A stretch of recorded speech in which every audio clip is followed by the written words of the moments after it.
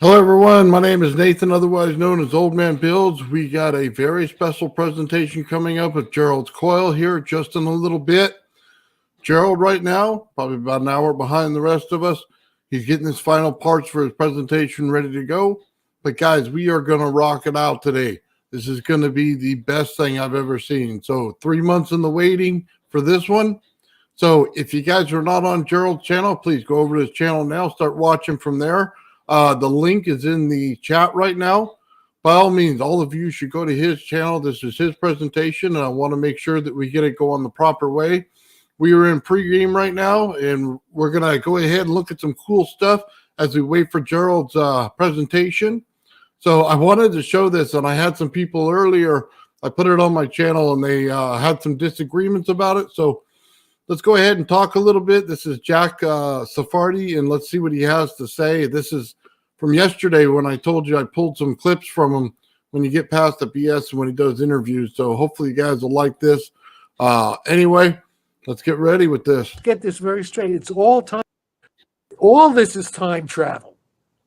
Let's get this very straight. It's all time travel. As soon as you can control gravity with small amounts of energy, that's time travel.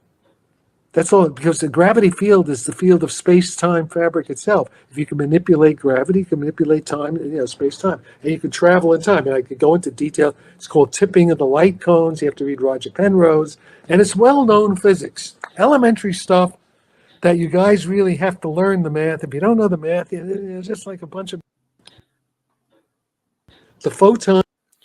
So that was one, and I don't know.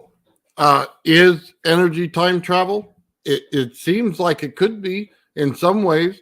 So that's pretty interesting to hear. If he's not calling somebody a schmuck every 5 minutes or telling you that he's part of the CIA, that pretty interesting thing that he would say. So let's go on to the next one. Let's see what else he's got to say. Inside the metamaterials gain arrest mass, and so do the gravitons, both the electromagnetic and the gravity fields inside the metamaterials when there is a further condensate, which is like a room temperature superconductor. So yes. They get effective mass, but so what? Yeah, they do. That confines them. So, they don't leak out into space. They're not like ordinary gravity, although they couple with ordinary gravity inside the metamaterial. Okay, so right there, what is he talking about? He's basically talking about the outside of a craft being a shell. And inside that shell, they're actually dealing with the fields inside the shell. So it's actually interesting in the way he's talking about it here. So he's talking about, how do I say this? The metamaterial itself will actually hold in the fields so that your time dilation will be contained inside of that metamaterial on the outside of the craft. And you will get a field on the outside that'll help everything hold into it. But he's saying that there's an inside field being held in. That makes a lot of sense when you get to actually how things work and how they're put together. So far, no bad things about it. I kind of like where he's going here. Let's go on to the third one he's got. Control K in G equal KT and control the universe. G equal KT is basically Einstein's gravity field equation. K is the coupling between matter and gravity. And if you could increase that coupling constant, everybody thinks it's weak, that it's small. But obviously what the UFOs are showing us is that there is a technology that's able to increase that coupling, and then you can manipulate gravity with very small amounts of energy. Okay. Now he's talking about the coupling in fields. This is where people get lost. This is the coupling where you go from a toroid shape or a donut shape, and then you get into a vortex shape that comes down.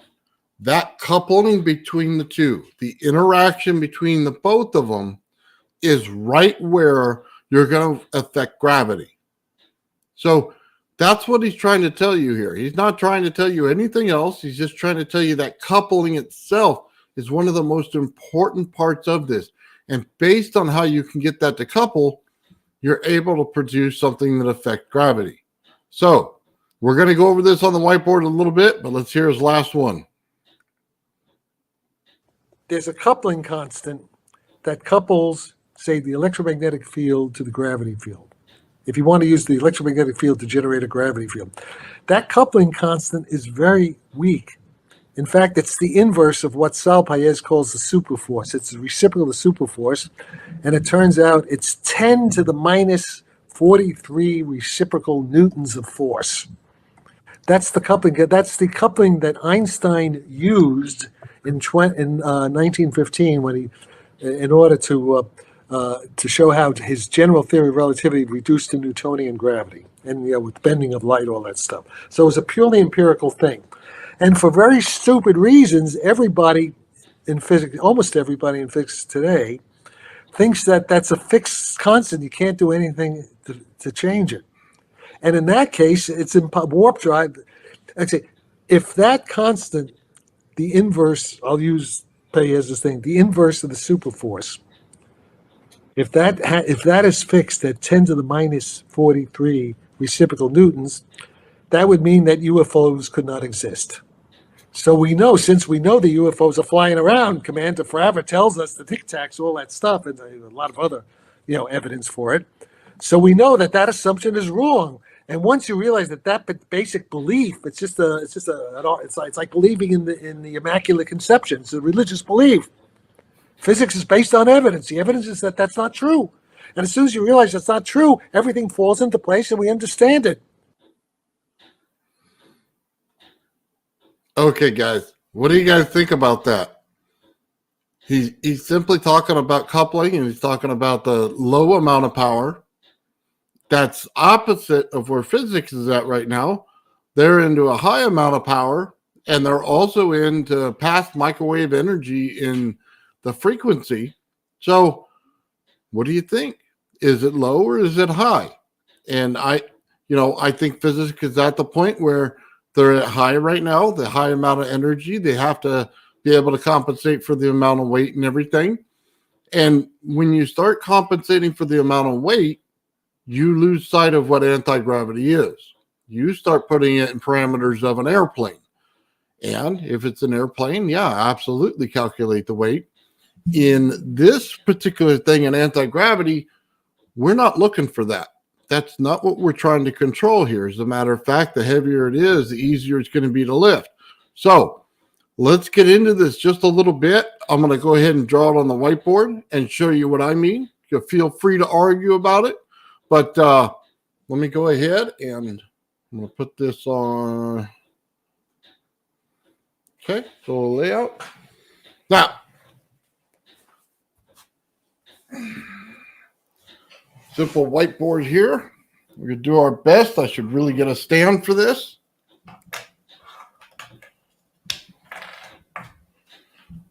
Bring that closer. Okay. So what do we want to look at here? What's the first thing we want to do? Let me get this where everybody can see it. Where is the gravity and how much is there, right? So we look at it and you go, okay, here's the Earth. This is what people tell me, that there is a core there that's molten that rotates, right? And based on the rotation of this, we get a field. Well, what's the problem when you have a rotating field that's a magnet? Number one, anything that's magnetized that's in a spherical shape does not keep the shape. So this is where people talk about the fifth dimension or fourth dimension, and they start bringing in how it rotates. Why? Because it will not rotate on that axis continuously. It doesn't do it. Anything that's a spherical shape that has magnetism will automatically, in every direction, it'll start to rotate. That's the problem. It does not pick one thing and continuously rotate there. Therefore, I know that the center of the Earth cannot be a molten core that continuously rotates in one direction, not based on the field that comes out of it. Because the field that comes out of this is this. And it'll go in different directions, like I show here, or here, or here. Makes perfect sense. So When they say something's in the fourth dimension, right? What are they saying? Well, that it's folding in on itself continuously, and that's the magnetic field. Well, that's interesting, but it is not how we see our field outside of our Earth. Let me grab a paper towel here.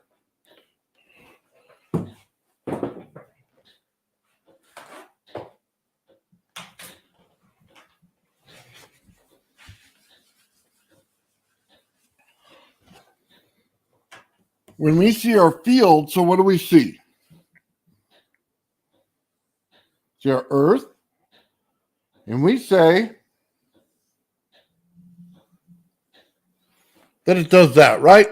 We say I drew it bad. But we say that the field comes out like this.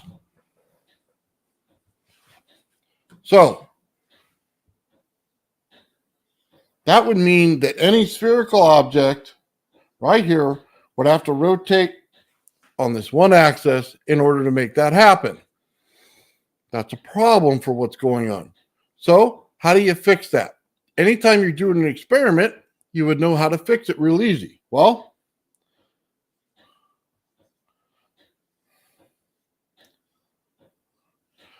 simply going to make this donut shaped, right? Well, that's pretty simple. So how does the field come out in a donut shape? Just like that. So what happens when you continue to build the field? Well, almost only so much space on the inside.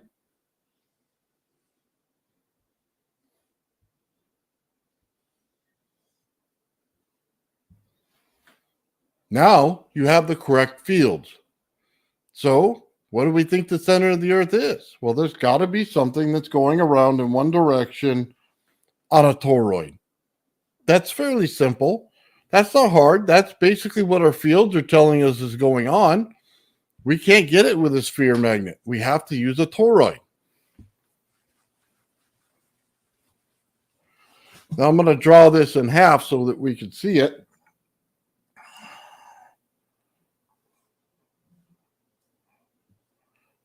This is my toroid over here. I know my field, we normally always say that they're going to go the same size, but we know that's not true. Why? Because you're going to have impingement here when it creates on the top and bottom.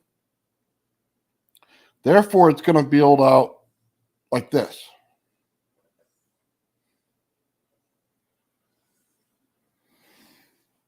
Now, what do we know about the Earth? If the Earth is here,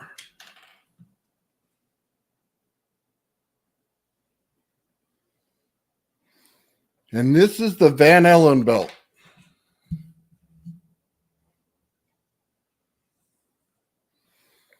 We know that we're getting radiation that stays inside two fields in here. We know that we could put a satellite right here. And based on when we put that satellite there, we basically get a time dilation in the field, right? That's pretty easy to understand, and it's a very slow one, so that's okay.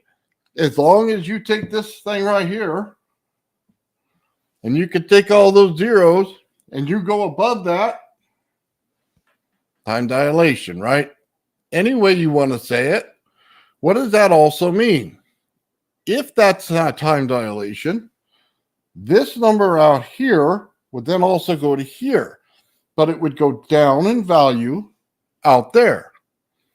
But that also means that it goes up in value in there. Now we have a time dilation field that we can understand. There's always this field here. That's what people don't understand, that there's always a field on the Earth because we are between this field and this field because we are right here on this layer. Okay, that's us. That's where we are. We're right there. So if we go to this side, it dilates one way. If we go to this side, it dilates another. Does that mean you can time travel in both directions? No, not that way. That just means in the Earth that there's two different fields and two different understandings of time. That's okay. You know what I mean? We can live with that. So now that we understand, though, what we're doing, and we understand this, let's get to the understanding of how this field actually breaks down.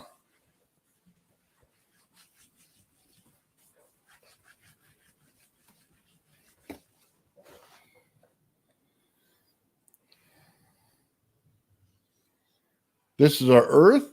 We know we have inside the Earth here. We also know we had one field that goes inside there, right? So we're all good with that. Now we understand it. We know where our fields are. What happens when you take this? Simply draw it like that, and we rotate it, and we add a direction like this. Well, as we do this, this is going to circle around in one direction like this. And that's the flow it'll go. What does that do? It creates a secondary vortex. Now, as energy fields are put out, we create a pinch in the center, right there. But we also start to create this here. We start to create a second field inside of here that's vortexing. Now, here's the thing. As this builds out here, we get energy that goes in different layers on our planet. So now, partial of this field will go in through here. Then it goes back this way. We identify this because we have a north and a south. That's pretty easy. So, what does that also mean? If you can understand the Russell scale, and I told you this right here is the Russell scale right there. What happens? Anything that's a little man here is now going to be different than this one out here.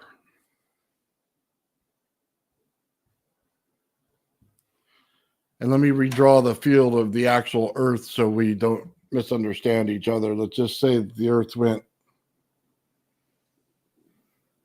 like that. Okay? We have these fields going on. So you have a transmutation from here to here. That how you should understand transmutation in this way. This kind of being would not be the same as this. Is either one of them a green little alien? God, I don't know. That all depends on the mutation of it, I guess. But we should start to understand these fields a little bit better. Now, where was Jack talking about with the coupling? To me, in my opinion, the coupling is here. This little donut shape with this one right here is my coupling. Why? Because this field here will build energy upon it, but it'll also be having a field that comes off it with this. So it's not just going to be one field, it's going to be two fields in there. They're interacting just like that. The two fields interact. That's how they work. Now, time dilation happens in between the fields. Anywhere you want to go. Why is this important? Because we see the actual understanding wrong. And let me say it this way.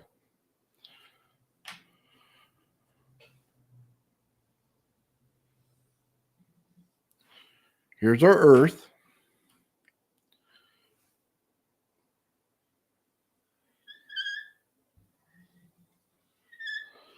I have a field that builds in here. Okay. And then I have the Earth right here. But I also have a field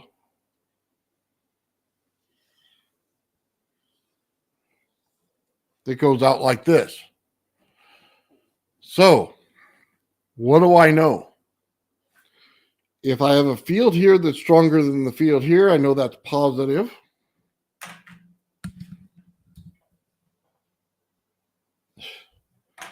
Man, these things, I gotta get a new set of these.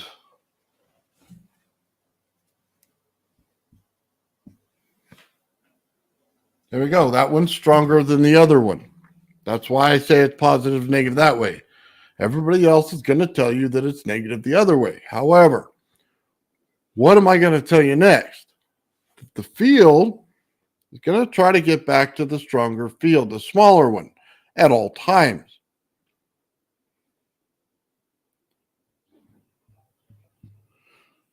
Therefore, we're going to pick up a negative charge on the Earth itself.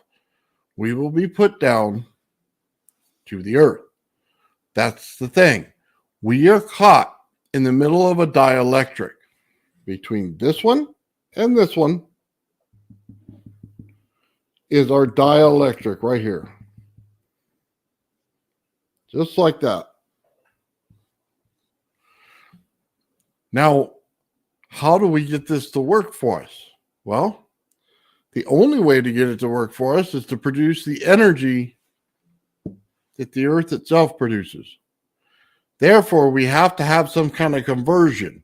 Remember, AC and DC are man-made. They are not Earth-made. They may mimic something that happens on the Earth, but they are not the Earth itself.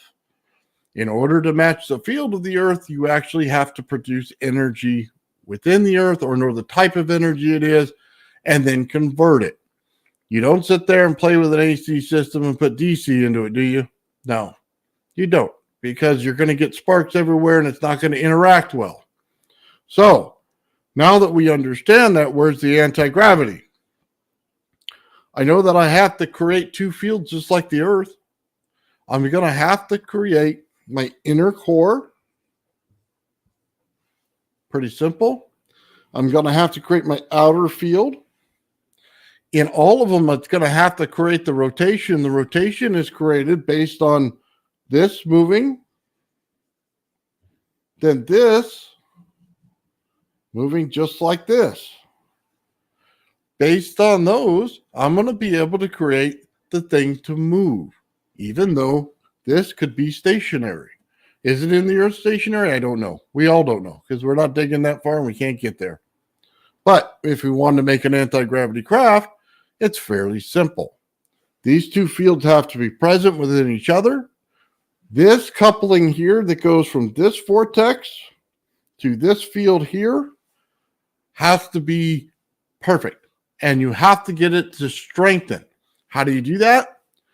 You take a big magnetic pinch and you put it right in the center.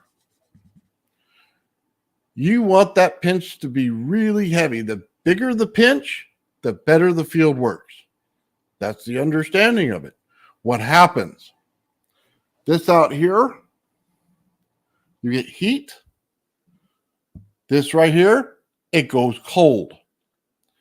There's a thermal aspect to this. We understand it. We don't ever see it the right way. That's what I'm trying to tell you. This is all it is. Anti-gravity is you have to mimic the actual gravity that you have. In order to cancel out the field from the Earth, you have to be able to produce a field like the Earth. Now, frequency and stuff will become part of it. However, if you are connected to the Earth, you will be able to get the frequency fairly quickly because you now are stuck into the Earth with your frequency. You can now match it. That's why when I tell you to take a Tesla coil,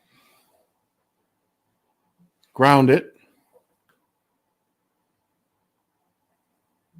take your anti-gravity device, put it on the ground. Now, I'm simply creating a capacitor inside the ground. What happens? I am now converting my fields. That's my Tesla coil. I now put the rod in the ground. I now have a pump. I am now going to pump this field. What am I going to do with the other one? I'm going to connect it. I don't want to connect it to the actual wires of the Tesla coil. I simply want this connection to be inside that Tesla coil, but not connected to it. I want it to become a pump for me. I do not want to make sparks. Sparks are bad. Any kind of breakout is bad in this situation.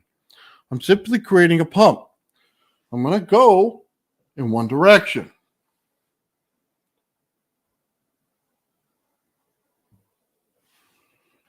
There you go. I am literally pumping it through my Tesla coil, through the ground, creating the energy inside the earth, putting it back into my flying device in order to get it to fill up the right way with the stuff that I want. Now I get fields that start to match Earth's field. That's it. That's the understanding of it. Now, does that mean you go take a big chunk of Earth and drive it with you on your big UFO? God, no. No. You have to understand what Earth's fields are. Are they piezoelectric? Okay. Is it something like that? Is it something different? You have to figure that out. It is not AC and DC. That is man-made. Try to find some energy that matches the Earth. This is how I see it. This is why I draw it this way. Now, what gets confusing? This is creating a field in the Earth. So what happens when you create a field in the Earth? Well, we all know that fields create magnetics. So is it creating magnetics in the ground?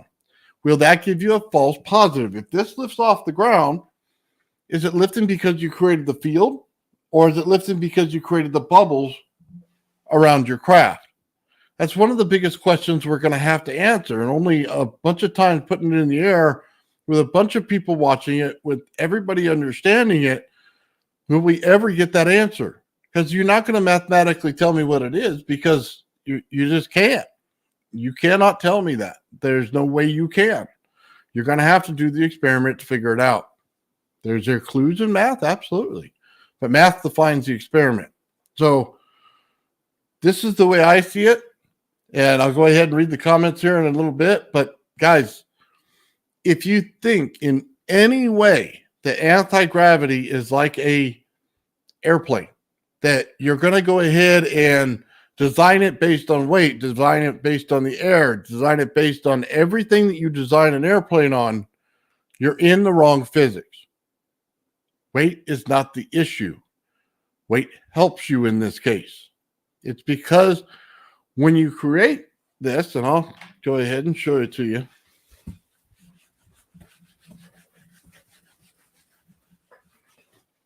Everybody thinks, and I'm misunderstanding how a lifter works.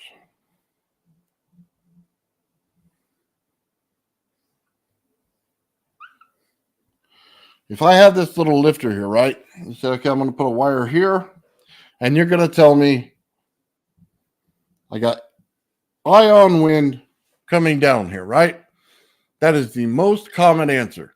Ion wind. It's got to be ion wind. It's always ion wind, right? You know what the problem with ion wind is? Once you get past a certain level, max you're going to get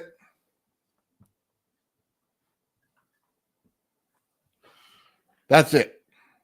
2.4. That's what your ion wind is. Meters per second. What does that mean? That you could probably pass gas that's stronger than that ion wind. That's what it means. There's no hope for it.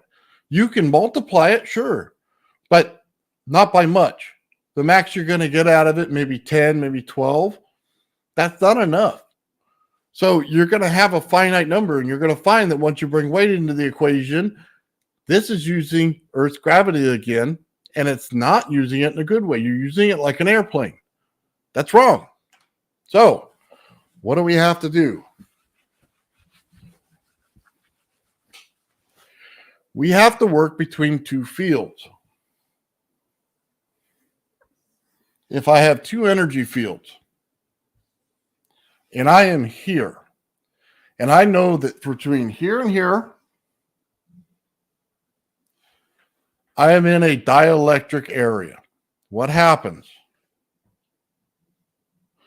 Saturation in the center. This is where we are. You are right there. You're in the saturation field, and you're getting stuff pushed upon you to stay in the saturation field.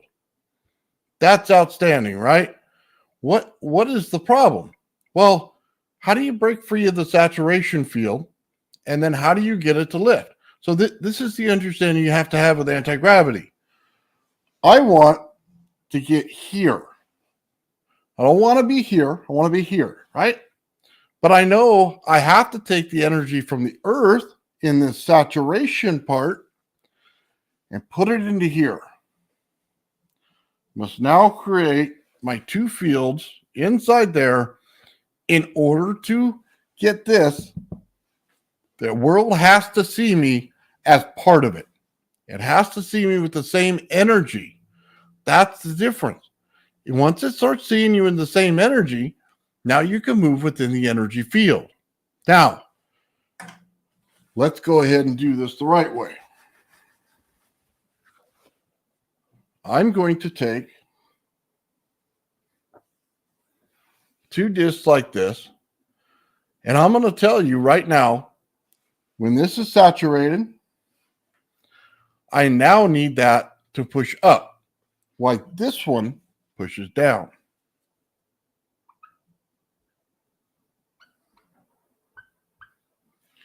Because this has more mass, this will always try to attract to the smaller one. That's the way electricity works. So, how do I create this thing where I can just use it for myself and get anti-gravity out of it?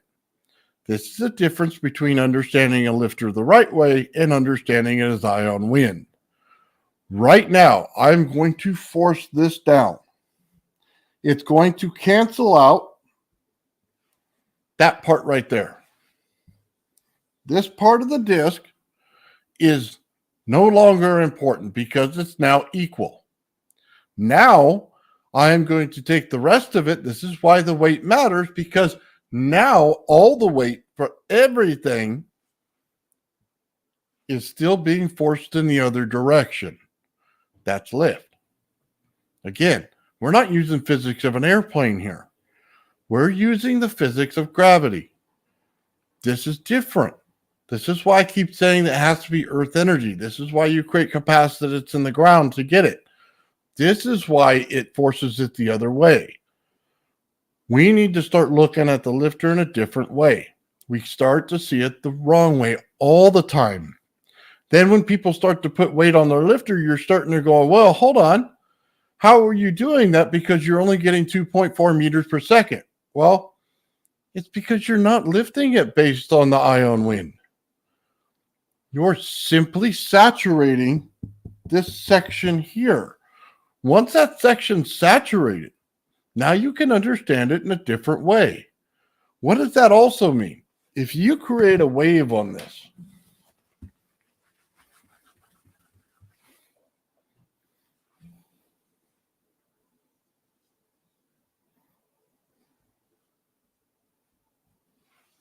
that's pretty simple. People can understand that, right? Positive and negative when it goes through there. So that's easy enough. You have to be able to flip the pole. So I need this here. And I need it flipped. That's it. You don't even have to flip it because you need it to be equal in order for it to cancel out. Now, this can go up. That's it. That's how they're supposed to work. This is how these lifters are supposed to work. They're not supposed to work on ion wind. When you start thinking it's ion wind, you're going in the wrong direction. You have to rethink what you're doing. In order to move the mass, you have to have two things. You have to have a field on the outside. If you do not start to create any kind of field around this and equal the earth, it will not move. That's why when this is saturated and you only have a couple sticks and wire, it'll lift because there's not hardly any weight up there. So you're taking the saturation, you're giving it a direction, and now there it goes. But when you get into heavier weight, now you have to understand what you're doing here. You have to start to understand how to flip this thing and flip the field. That's the difference. So when I start working on fields, I can tell you right now, hardly anybody understands them. And let me tell you why. This is why they don't understand them. I take a Tesla coil. That's my field in the Tesla coil. If I add breakout here, I close that loop. That's as simple as it gets. I can understand that. You can understand that. That's pretty easy.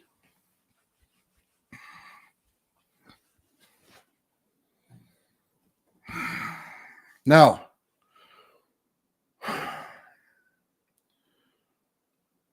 how do I want to say this? When you create this energy different, now you're going to change it. Okay. Now I want to be able to take the field and rotate it. 2 disc in rotation. Tesla coil here.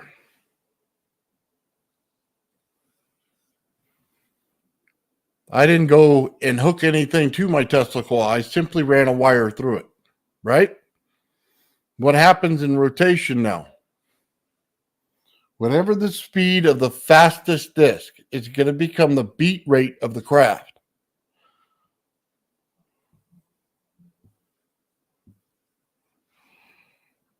There you go. What starts to happen?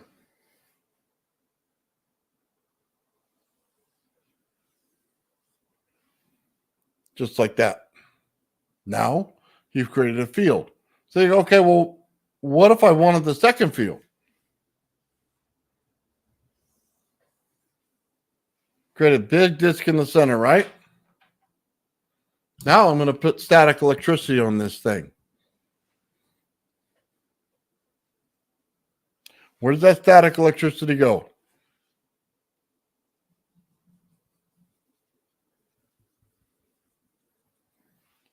Right there.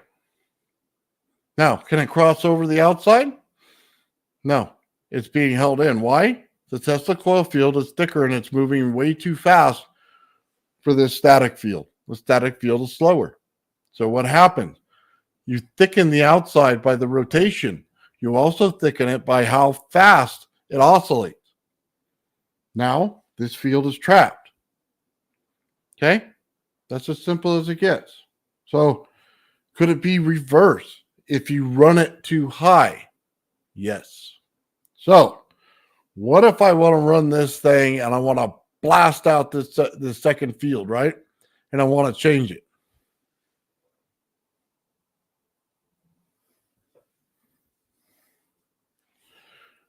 What happens right here? EMF, electromagnetic field, as soon as you push it past the line, what will happen? Because we know that this field holds it in,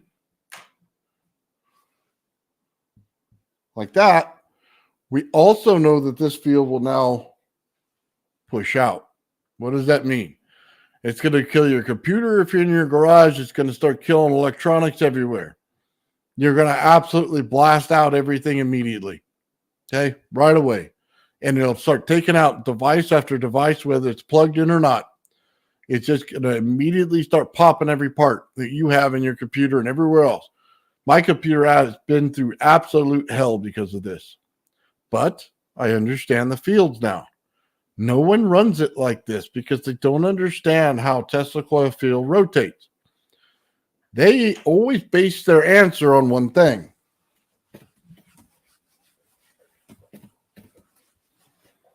Their answer is based on this.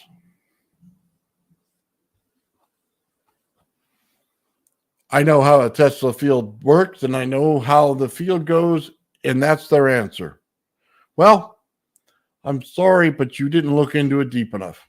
And I just told you how it works when you want to rotate it. This field works in one way. You can calculate it all day long. You could do math on it all day long. And I will not disagree one bit. Not one bit.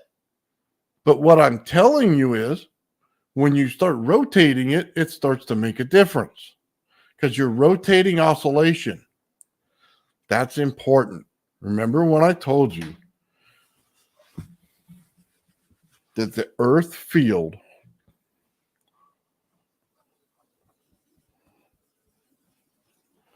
has that, but also has that field. Sorry, you can't see it very well.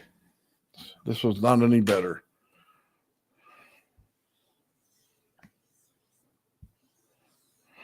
You have both fields.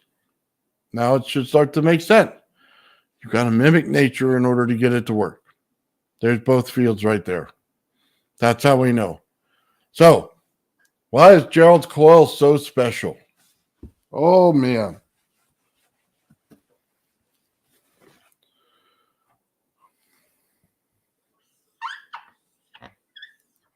Here's his coil, right? He's going to take geometry and he's going to take fields. This is what's so important. Direction of flow so you do not cancel out things in impingement. In order to get this to work right, all the geometry in this, right here, then the next layer, then the next layer, and the next layer, all have to work together. He's already figured it out. By using the correct geometry, he has figured it out. He gets a heavy pinching field in the center. He gets the field to rotate with heat.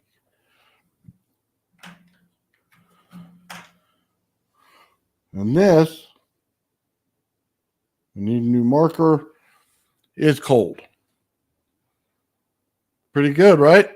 Here's what also he gets.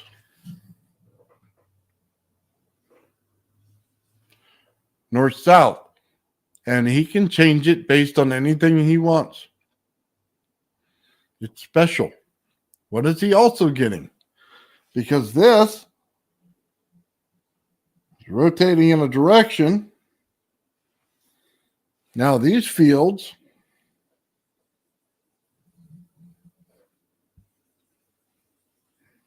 are created.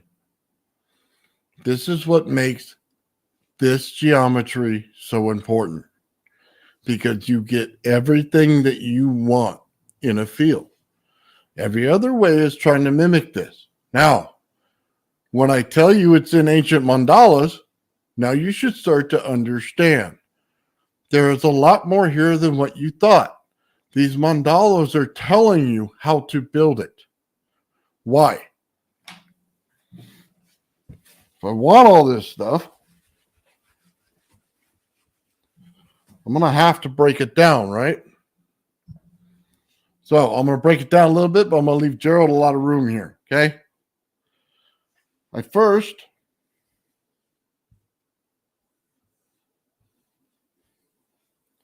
need to create geometry. I need a pinch point. Now, what do I need?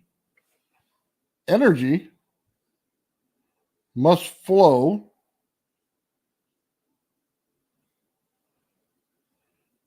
on everything, right? So you get the point here, right? We have energy flow. It's normally seen like this.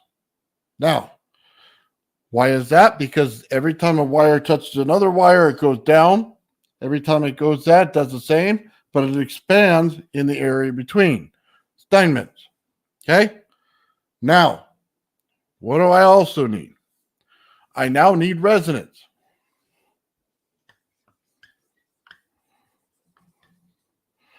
My field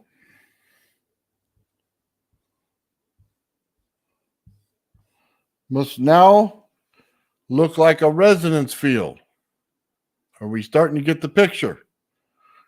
Now I'm going to bring in the musical scale. Every time I have the geometry, I get frequency, which means I'm going to have a musical scale. If I say this is in the fifth, this is in the fourth,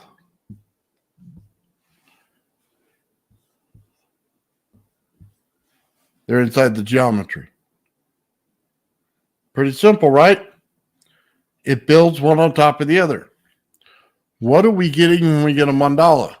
You get all of it at once. There are a couple things I cannot tell you in there because YouTube will not let me. But now you start to get the picture. We are building one thing on top of the other, and based on the geometry, you're starting to get your understanding. Now, how he figured this out, I don't know. And he says, credits the big man, if you understand what I mean. And you know what? I 100% believe him. So he must know something we don't, because this is what he's doing. So it's a crude drawing, I understand that, but you guys get the point. There's a lot more here than what you really thought in the first place. This is why it's important. You're actually getting, I know it sounds crazy, this right here is your Russell scale.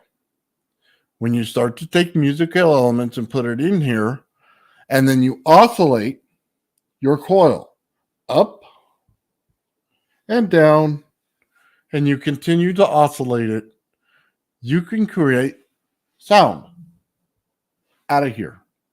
Just like a speaker, there's no difference. You're creating an oscillation by using your Tesla coil in that way.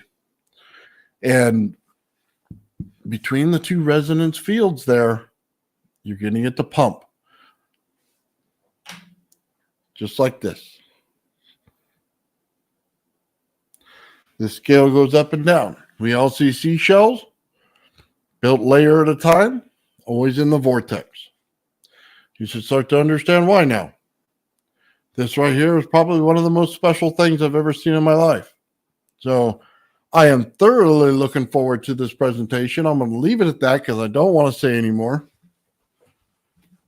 But please understand everything falls in line. Ancient sacred geometry connected with the understanding of electricity and how it actually flows versus how you think it flows makes all the difference in the world. We are getting to the point where we now can put something together. They always put it out there and they tell you, hey, we got this going on or that going on in these mandalas, right? But we're always told our civilization is not ready yet. Well, let me just tell you, we are ready now. We are now ready to move on. We can now break these things down to what they actually are. Because of this, we can now get to the next level. What is it going to do in the end? There's a lot of theory, but there's only one way to find out. Build it, see what it does, write it down, evaluate it, do the math to it, put the theory to it, and be done. That's where we're going, guys. I'm okay with all of it. But what you can't do is just count it out of hand, because then you'd be doing the wrong thing and you just be hurting yourself, because this is one of those things that's meant for us to understand. They put it out here for us for a reason. They allowed everybody to learn something for a reason. This secret has been passed down century after century after century. It's now up to us to be able to put this thing together. Guys, there's no getting around it. This is the future. This is how we're going to get there. And it's created from the past. So now you must ask yourself, what was this civilization before everything went back down to the Stone Age level? Was all this built before, or are we building it again? Were we meant to do this at a certain time in our life? Who knows? I don't have those answers, and that's not something I care to speculate on. What I will say is they knew it before, and we're knowing it now. And there's no getting around that anymore. So no matter how old you see the civilization is, that's what it is. We are now putting ourselves in their shoes and understanding something different. Gerald's coil is the first step to really understanding this, because he has taken theory, put it into a factual basis, and made something that we all should just sit there and be in awe of, because it truly is the answer. I can't tell you how many coils I've seen. I could tell you how many I built, and it starts to cancel out fields, and it starts to ruin everything just as you go. That's a lot, guys. I mean, every single one of them gets to a point and they start to cancel things out because the geometry is wrong. And every time you do the geometry wrong, you start to get in the wrong effects. So it's important to understand what the geometry is. Is he going to share that? I don't know. But I do know that he's got it. And I have seen the test. Guys, when he sits there and he puts pickup coils in the center of this thing, and he can pull 400 volts out of it, and he's putting in 12 volts, you've got something. And I don't really care how you want to say it. He just got it. It's there. It's already creating that magnetic pinch in the center. Now, are the fields there? Well, from every test that he's shown and how things are moving around and how he can show the vortex on the top, I mean, he literally hangs something from it and it goes in one direction. He changed the input, it'll go in the other direction. Is he creating the vortex? Yeah. Yeah, he is. Is it strong enough to be anti-gravity? Who knows? You know, there's a couple other factors you have to add to that. You have to be able to put the little piece over the top in order to get it there. And, you know, it kind of goes back to what Joe was saying before, too. In the center, there's nothing until you create that first field. Once you create that first field, then you bring frequency into the center, and boom, it all starts to explode from there. That's why on the Fringe Think Tank, when we were talking about how things are built and how can you build a planet, that's why I described it that way. It's all coming together in one thing. If you've noticed, you start to see the Knights Templar come out with information. They've come out with it. Everybody in the physics community is starting to come out with this. Some people have just a very bad idea. They understand what they're trying to look for. They have zero idea how to build it. So you start to get these monstrous things that absolutely don't do anything. And they talk about field flow, but they create it the same way that you would a regular generator. I'm sorry. That's 100% wrong. And it's an absolutely wrong way to start. And you better just drop it and go somewhere else, because that's just bad. You have to understand the geometry of this. Massively important. You know, this is not an algebra equation here. You're not trying to equal. You're trying to build out. Okay? So use a math equation that builds it out. That's all I'm saying with it. Guys, I hope you guys understood this. And we're in the pregame now. And hopefully Gerald will show up real soon. We're about an hour in. Guys, I've been waiting for this presentation for months. I have a whole other thing I want to do on top of, when he's done. And I'm going to tell you, it'll blow your mind. So if you understood anything that I said today, just understand this. Understanding fields is way more important than you thought it was. Steinmetz comes into play every single time you turn around.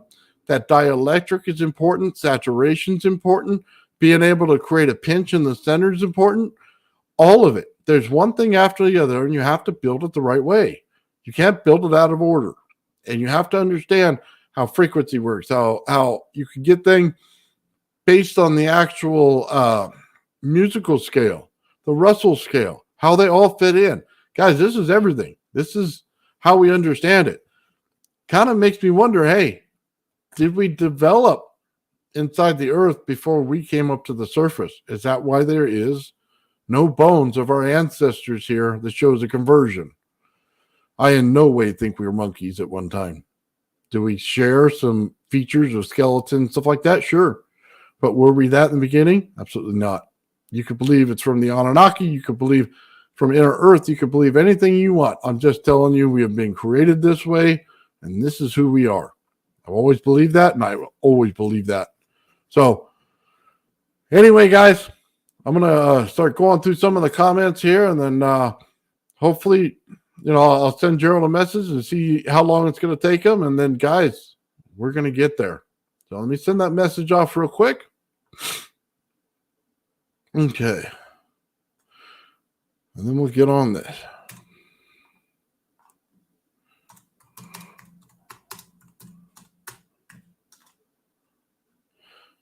Okay. Set that off. All right. Sorry, I don't know why my nose is running this morning.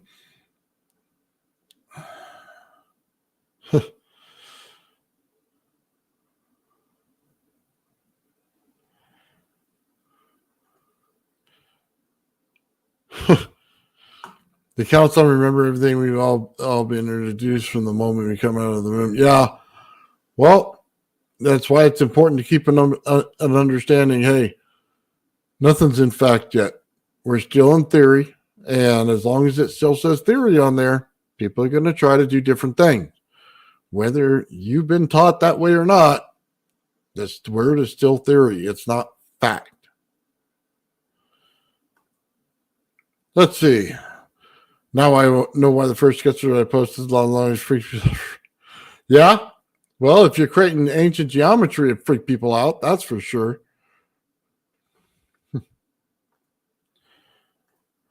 Let's see. Yes, Gerald is doing his presentation today. We're just waiting for him to get here. He was up all night working on it. I had a chance to have an email back and forth between us, and he said he was up all night working on it, trying to get a couple hours of sleep so he could be ready to do it. Guys, it's a big thing for Gerald. It's a very, very big thing for Gerald. So, I want to make sure it goes off well. I'm going to put his site in here again for everybody. That way everybody can have it. Guys, I don't care if I get a single view on my channel. Please head over to his channel and everybody go there and be getting on the chat there so that he gets all the credit for this. So I'm sure everybody else feels the same way. So give me just a second. I'm going to go ahead and share it.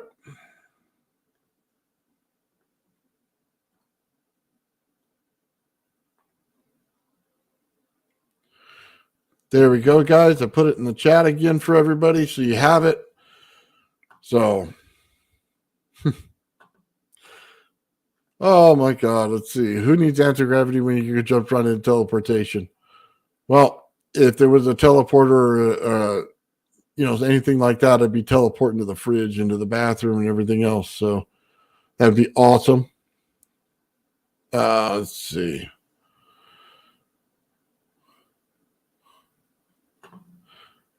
Thunderstorm generator. I really have to look into that, man, because plasmoids and stuff, I haven't looked into that. I know everybody else on this channel probably has. Ben done it, and Gerald's done it, but I haven't done it.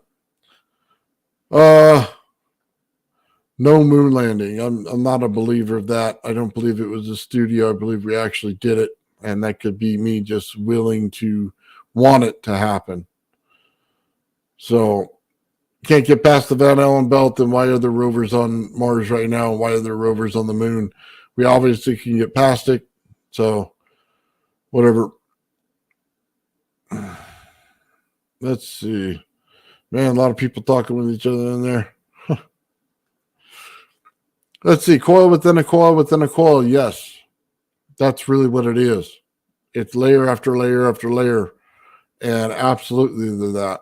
So there's a lot more to this. And every layer does a different thing. He better be in a tux just like the thumbnail. I don't think Gerald would ever wear a tux. I had to transplant his face onto that picture of a guy in a tux. There's no way he would wear that.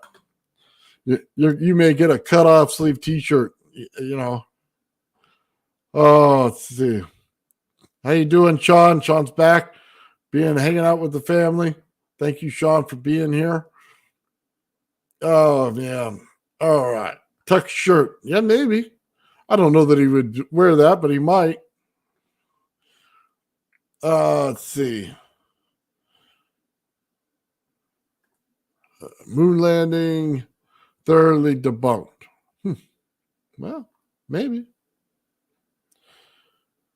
One day we're going to come out with a telescope where we can actually see this thing and see if there really is a flag there. I mean, would that satisfy you? I mean, I don't know, man. If I see a flag up there and, you know what I mean? I would tend to believe that it's there. And we definitely have telescopes that can see it. So if there's a picture out there like that, I'd like to see it. Now, could have been something to mess with the Russians, just like they did with that, A-bomb testing and stuff, where the camera doesn't move, but everything else in it blows out like crazy. Yeah, it could be. You never know. But do we have the ability to get there? I think we do. I don't think we're trapped on this planet. So, what does that say?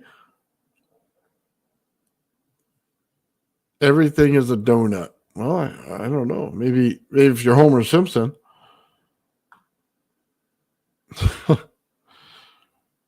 Nathan is our fringe, wise elder mystic. Yeah, the beard, growing it out. Yeah, wizard. Oh yeah, I like to have a good time too. Oh,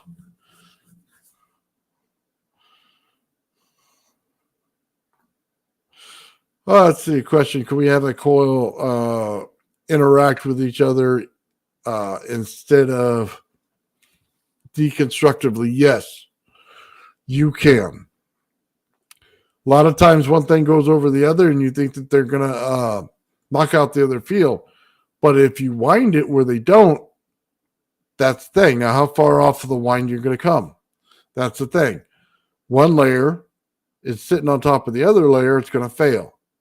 But if one layer has a layer in the middle and then another layer after that, is it going to fail? If you don't cross your wires, is it going to fail? Or is it going to succeed because it's able to flow? That's what I mean by energy flow in wires, because they won't cancel things out if you do it right. Now, is it really easy to cancel everything out? Oh, yeah. Oh, as soon as you start winding your first coil, you're going to find that out. But once you get to the point where you don't cancel things out, man, you can wind it in any way that you see fit as long as it follows the same parameters. I'm not there yet. Guys, I tried several times and I'm not there yet. Gerald is there and I'm very, very impressed with that. Oh, let's see. No good donuts. Why are we stuck on donuts? No good donuts anymore. Well, I guess, man, I can't eat a lot of donuts. They make me sick. Let's see. Like a bell made of fiberglass. That has to be the Integratron. I don't know what we're talking about there. Yeah. Somebody, there you go. He wants a donut. Yeah, not me. I can't. They make my stomach upset. All right. Where is Benefits anyway?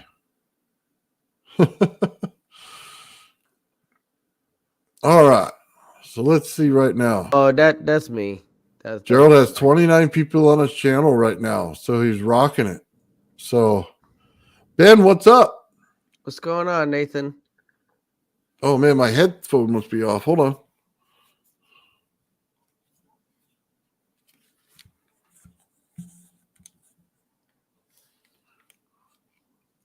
Hello? Hello? Oh, there you are. Hey, how you doing? Doing good, man.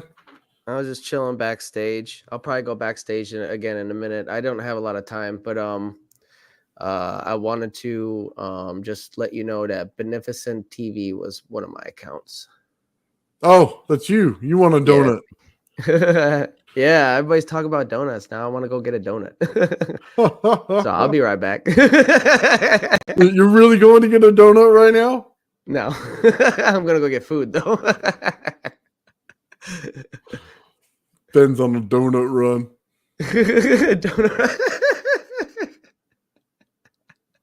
Hey, I will be doing a cameo by popular demand for the Apple Coil later, so keep that in Did mind. you blow it up? No, not yet.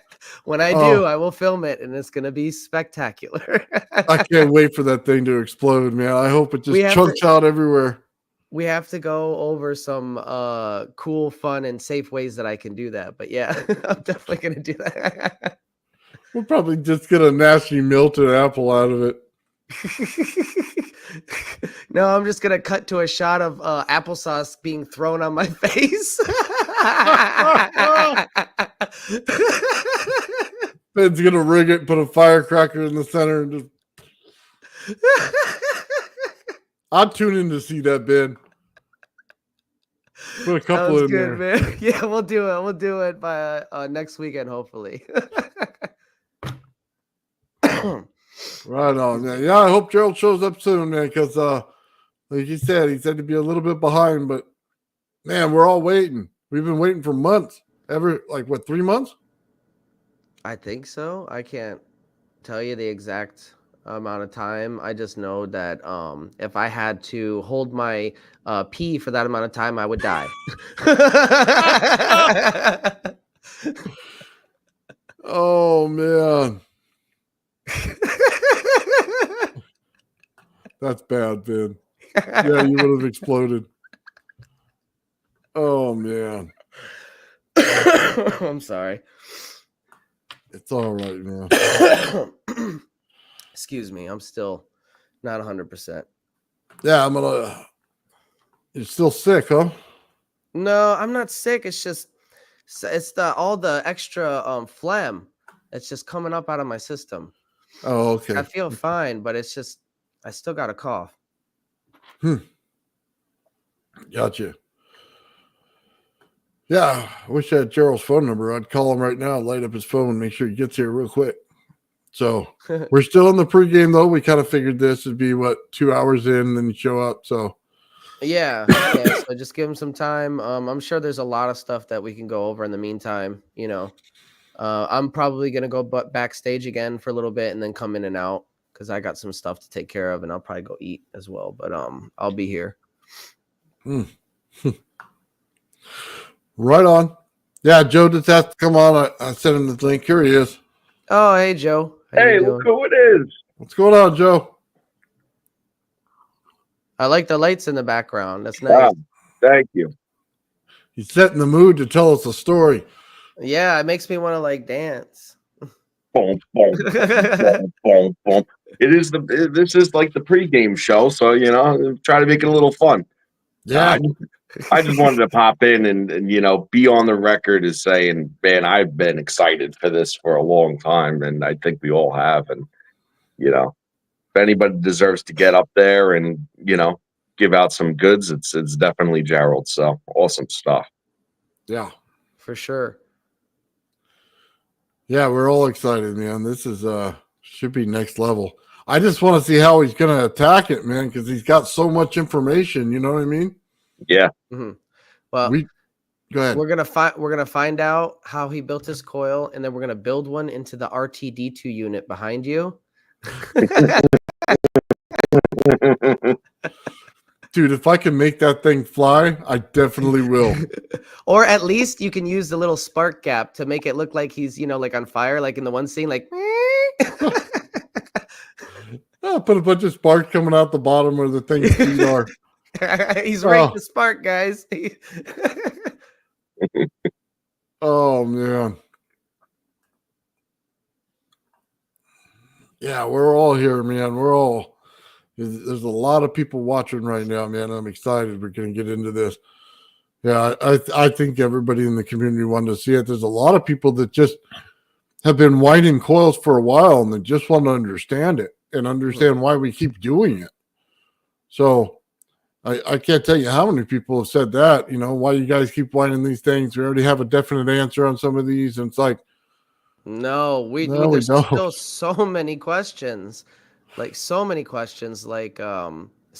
with the coils that I've been working with. We haven't even tapped the surface, but we're starting to, at least we're starting to find out exactly what the mechanism is that's making these things produce the effects that we're seeing. So, there was something I saw on another channel the other day that remember Gerald was saying about the bubbles in the resin that were popping up, and he's like, where's this coming from?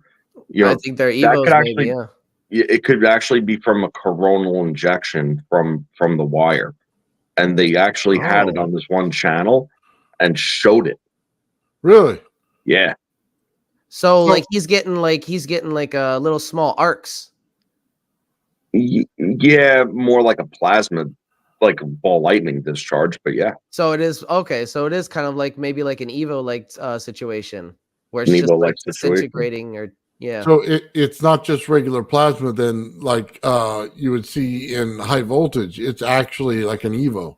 Yeah. And I think that's kind of proof when he has the neon bulb that's supposed to be orange, red, and it's clearly bright purple. You know, Mhm. that's a big marker. And, you know, and looking back at First Stop Energy's experiments, they did the same thing and some of the same effects with their coils. So to me, that's just more validation. You know, that just proves that something else is going on here that we need to really seriously look at. Well, hopefully for not too much longer. Yeah. And hopefully I can get my coil to do some of the same things because that's really cool. I've got the neons ready and all the components. Michael's gonna help me try to get mine working like that. But I have a feeling that Michael might be able to produce the same effect too with his neon bulb. You know, Yeah. I think they were able to show that corona with I forget what kind of filter it was, if it was an IR filter or a UV filter over a camera, but they oh, were so you able can to see it. see it. Yeah. Yeah, so And even they if it's said that subtle, and they said that the coronal discharges off of it, you know, have a effect on the mass in the area. You know, in that case it was resin too. But they didn't say it would form bubbles. They just said that it would degrade the resin over time. well, if it's forming bubbles, that to me, it always seemed like some kind of cavitation effect, you know? Well, Mhm. yeah, but Yeah. all that stuff plays, you know, in the same exact realm. Whenever you're talking about ball lightning and plasmoids and evos and cavitation, they all fall in that same exact spectrum of phenomena. You know, as far as like That's why, generally, yeah. most of them are present when you have the effect. That's why Yeah. we need to get Gerald to get a slice of that resin and analyze it under our scanning electron microscope. Well, I originally said that same exact thing. I said cut it open, get it tested, but like then that rises the question of, is it a transmutation of the resin or is it just dematerialization of the resin? I don't know. That's a Yeah, well- question for Mr. Greenier. The first thing you got to do is turn it on and have the video camera right there where you can see it and see if you see the ball lightning. Mm. Then Yeah. cut it open and look at it. Yeah, because you want to see it first, right? Yeah, with the RF light, that's a good idea. Well, the other thing too is like if it's ball lightning, it might form in that pocket, you know, or form and then create that pocket as it forms. But that doesn't necessarily mean that it gets trapped up in that pocket either. It could either re-enter the coil windings or it could exit the resin entirely, you know, and play out Yeah. that surface. What Ball what lightning these- doesn't play by the rules of matter. No, it like doesn't. that. You'll have clusters of them, and then they'll form, you know, left-hand spirals and right-hand spirals, you know, the yin and the yang, and they're kind of connected by a wormhole, literally. And they'll send matter through this wormhole, and it'll just appear in a different place. Wow. That's really cool. That's why I say let's get some photos of it as he's running it, and then let's open it up and find out. He said the holes are getting really big at this point, where he doesn't know if he can run it without filling them in. So, Well, if you know, that's interesting, an interesting thought, because if it is created after the fact and it's created in a sealed environment, it may still be a vacuum. yeah, So it might continue to degrade in that way, but it might not affect the operation of the system because it's still under vacuum. In fact, we found with thunderstorm generator that those they had a specific word for it, but it's the cavitational degradation from the ball lightning effect. That the more that the surface was affected by this, that the more charge, so to speak, of the ball lightning and the plasmoids could actually be stored and in Yeah, that. they embed themselves in the system, and that's what's really exactly. important, Hmm. because I've seen other technology not relating or not using the same terminology, but saying like, oh, you got to prime the components in your house for this free energy system. That to me screams, oh, you're priming it with evos, you know, you're priming it with these exotic vacuum objects that are embedding themselves in the conductors in your system and getting it ready. Could just be like a huge surface area sort of deal. Like when it starts to eat away at it, and you have all these little pockets that are exactly proper for the capture of that Yeah, they have to be energy exact. source. Yeah, it Yeah. can't be a flat surface. It has to be exactly concaved so it captures them. Yeah. And probably ends up just getting caught up in there and in resonance, end up spiraling in there until it's released out. You Hmm. know. Yeah, I imagine like if you ever seen one of those like spinning firework toys, you know, Mhm. you light it and it just spins. Yeah. Ball lightning's crazy stuff. Yeah, that dude, I just want to see it. You know what I mean? Because he says that they're getting bigger in the little cavities, getting bigger after the coil stopped running. So it's still eating it up, even if it's gone back in there. Did it create a different pressure in the area? Is it breaking down the material with some sort of transmutation in there, right? And is that being embedded in the actual wire itself again? So, and is it leaking anywhere? Does he find little, balls of that stuff sitting on the ground somewhere? Yeah, You know what I leaking. mean? That's another thing to consider. You know, because Bedini talks about that time. Some of the radiant energy will leak out of components. Yeah. Hmm. If it comes back out of the wire, he's got the top of its coil that's not in resin. Could it be forming that on top of it? And we haven't seen the top of his coil to see that. Hmm. Like, Well, anytime you have that type of energy, running through matter, it kind of begs the question as to whether it's alive or not, in my opinion. Yeah. No, yeah, that's a good Which tends question. to Very good question. be like a whole other thing.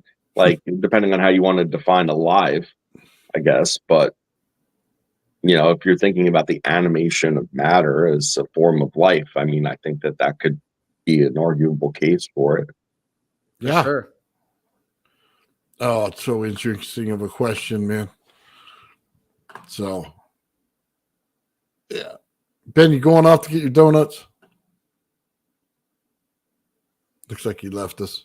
Yeah, there he is. Oh, there he is. Yeah, I'm gonna go backstage for a little bit and I'll be back. Okay. Krispy Kreme's at Dunkin's, bro.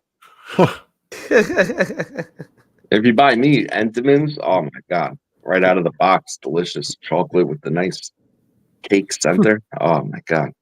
Absolutely. Thanks, Wow. neighbor.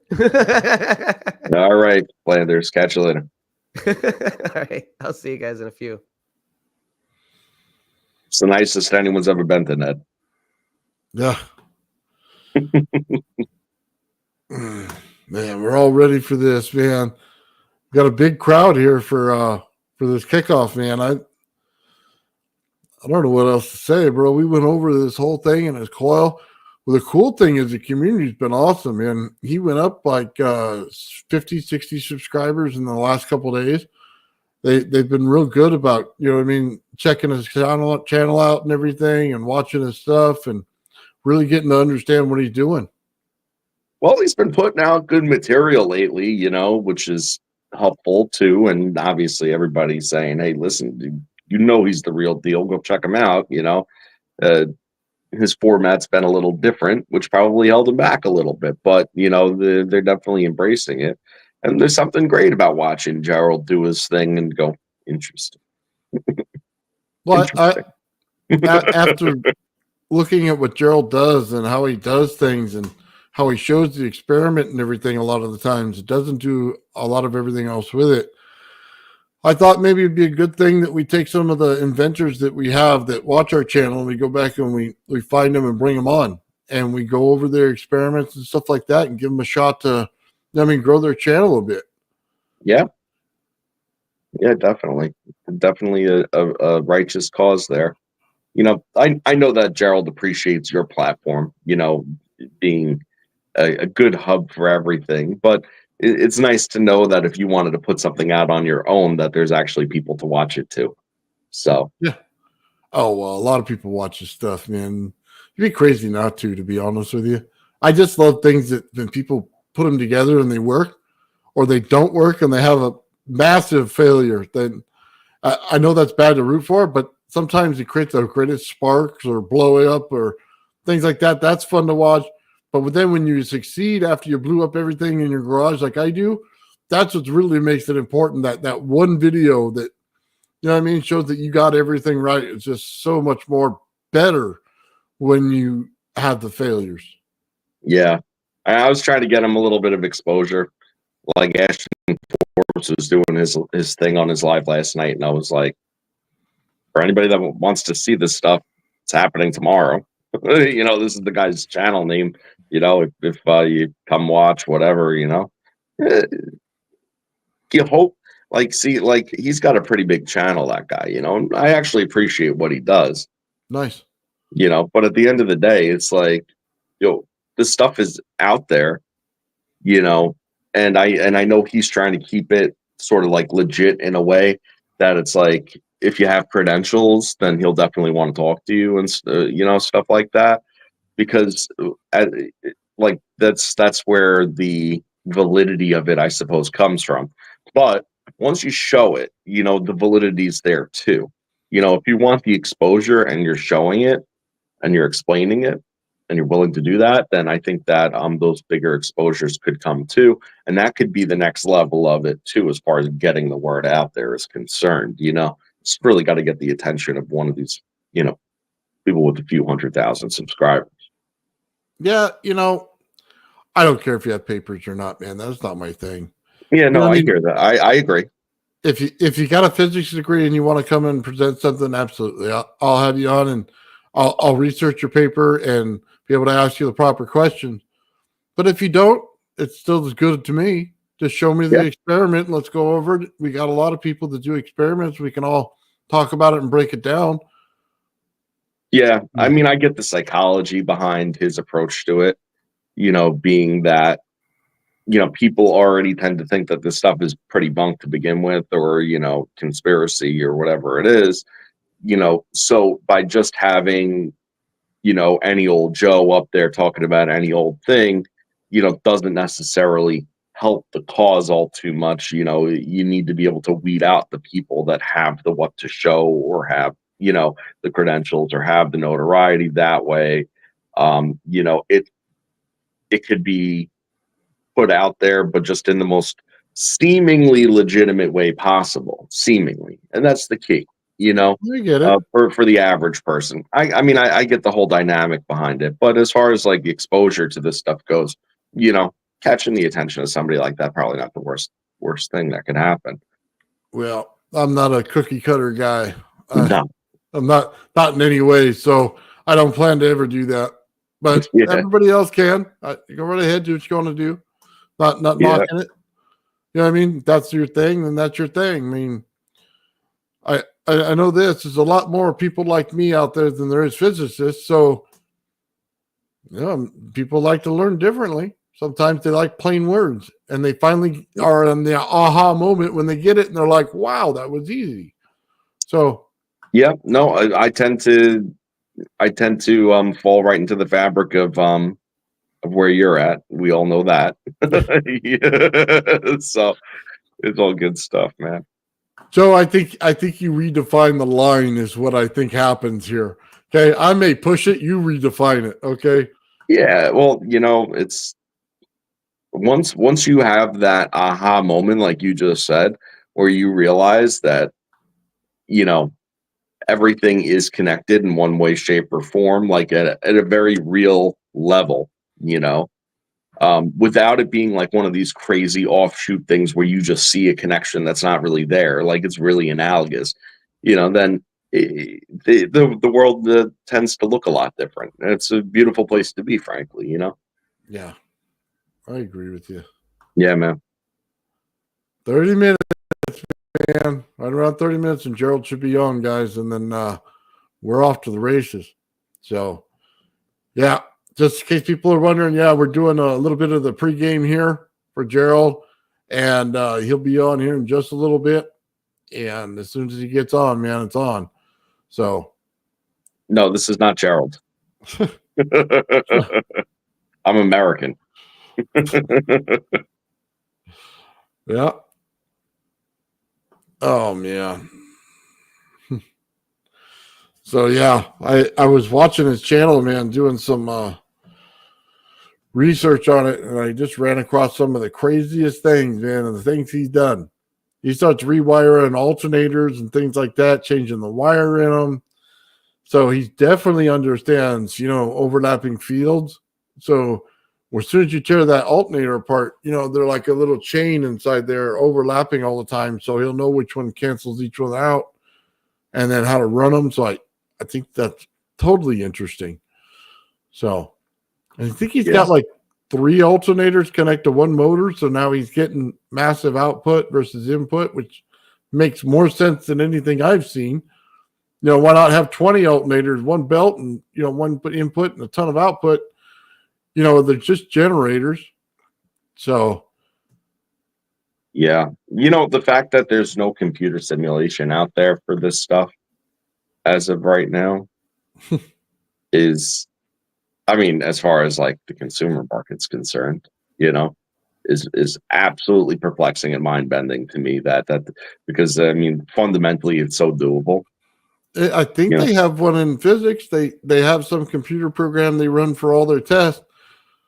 I don't know how accurate it is versus an actual build, or if they took actual builds and then built the program out based on that. I don't know what they have. I've heard of it though. Yeah, there should be something where you could simulate, what a coil does and what its interactions are with its windings and in its pattern, and there's no reason that can't be done because it's all a math equation. Well, it depends. Sometimes you get anomalies, and if they don't put the anomalies in the system, then it's a failed system. Yeah, but the anomalies are also probably they're anomalies in the sense that you don't expect them when you're winding the coil, but they may not be mathematically anomalous.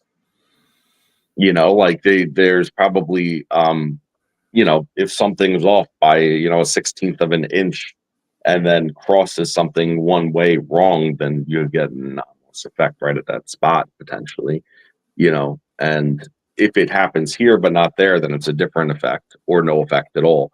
So a simulation would be able to figure that stuff out.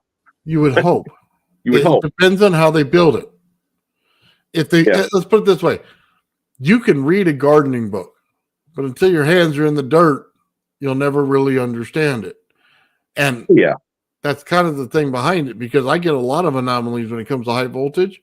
Mm-hmm. It'll just go completely the opposite way once in a while. And you don't know why until you could figure it out and define it. But there's a lot of environmental factors too. Yeah. That can never really be put into it.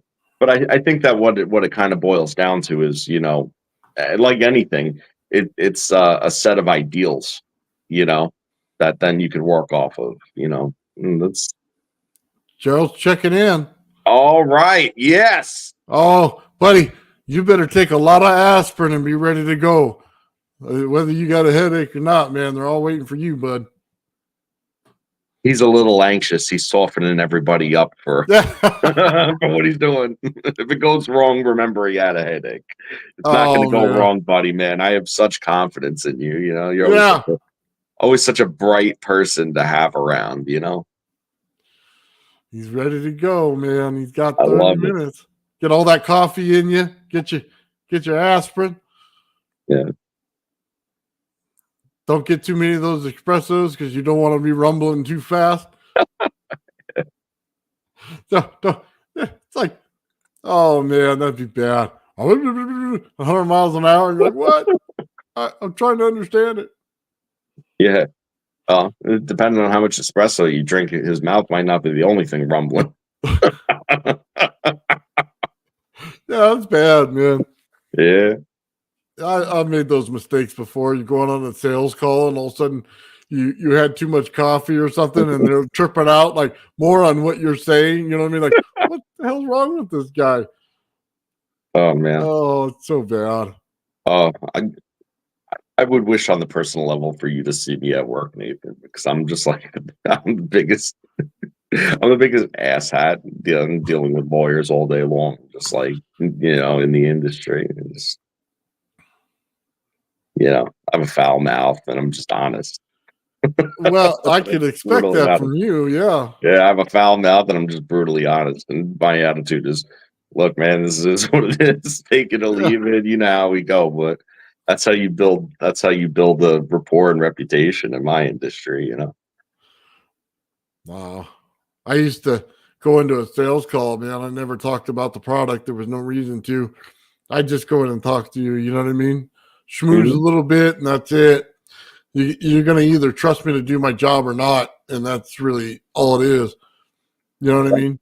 Literally the same exact approach, because we have cases and stuff. And it's like, unless if it's like something that really needs to be hammered out, I'm like, why even talk about it? I already know what your arguments are. You know what my arguments are. It's all on the table. Neither one of us fell out of a tree yesterday.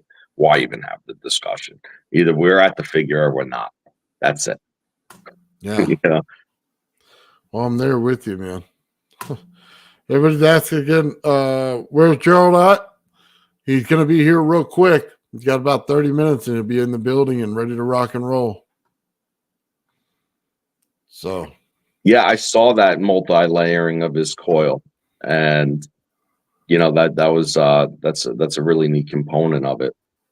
And I could tell how it was woven, how it's connected, but it's not at the same time. Like it's connected, disconnected, where it is layered. You get them. I like looked at that and I was like, yo, that's on point right there. So when he breaks yeah. this thing down, I'm like waiting for it. It's like, how did he not get them all to cancel out? And I still trip out on that.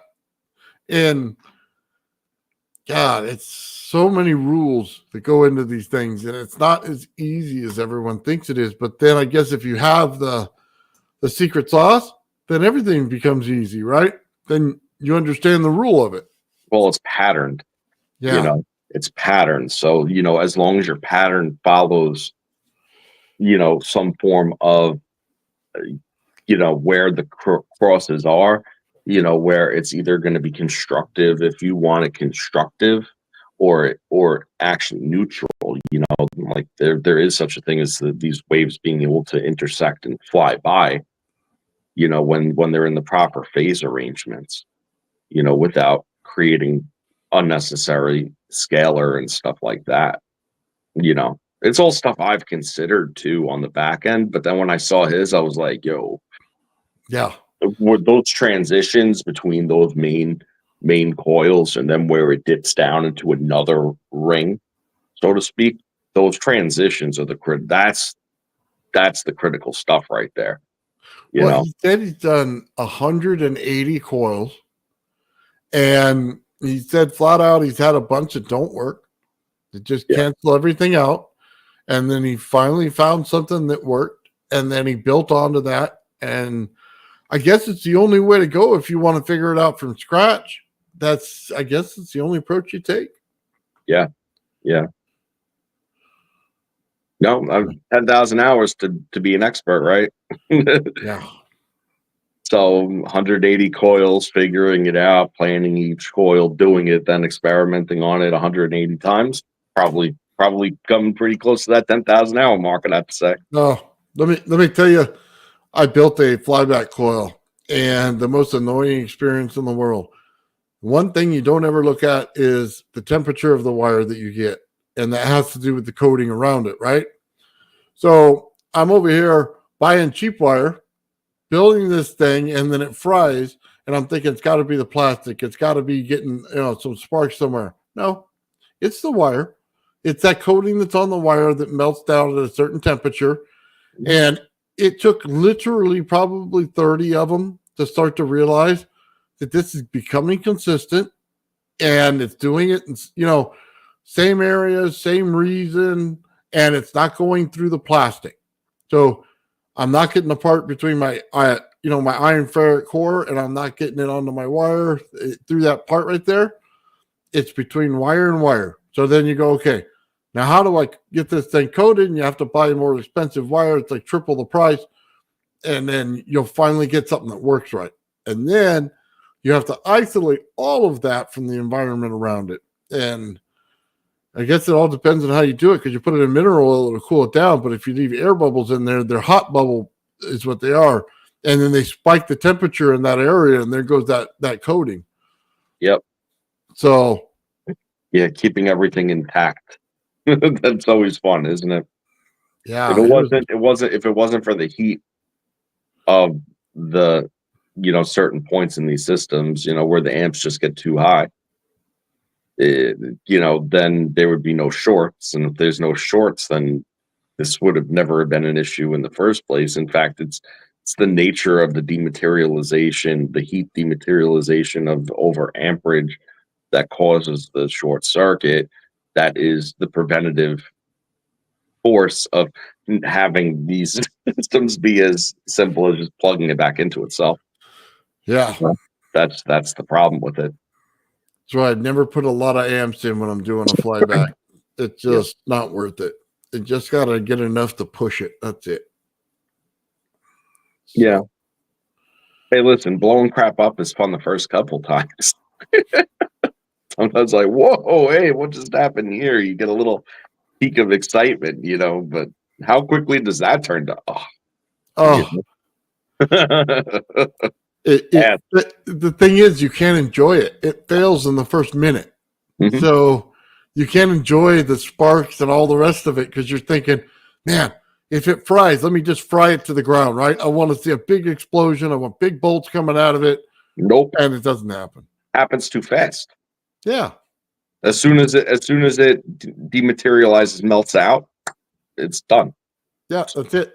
That's Shorts and you're done. Mm-hmm. Now, I have had a cool thing with a MOSFET, okay? So those things, when you hook them up to your Variac and run them way over where they're supposed to be, those things shoot lightning bolts out of them. They were literally shoot 1-inch bolts of lightning out of them for a while. That's Nice. pretty cool. Yeah.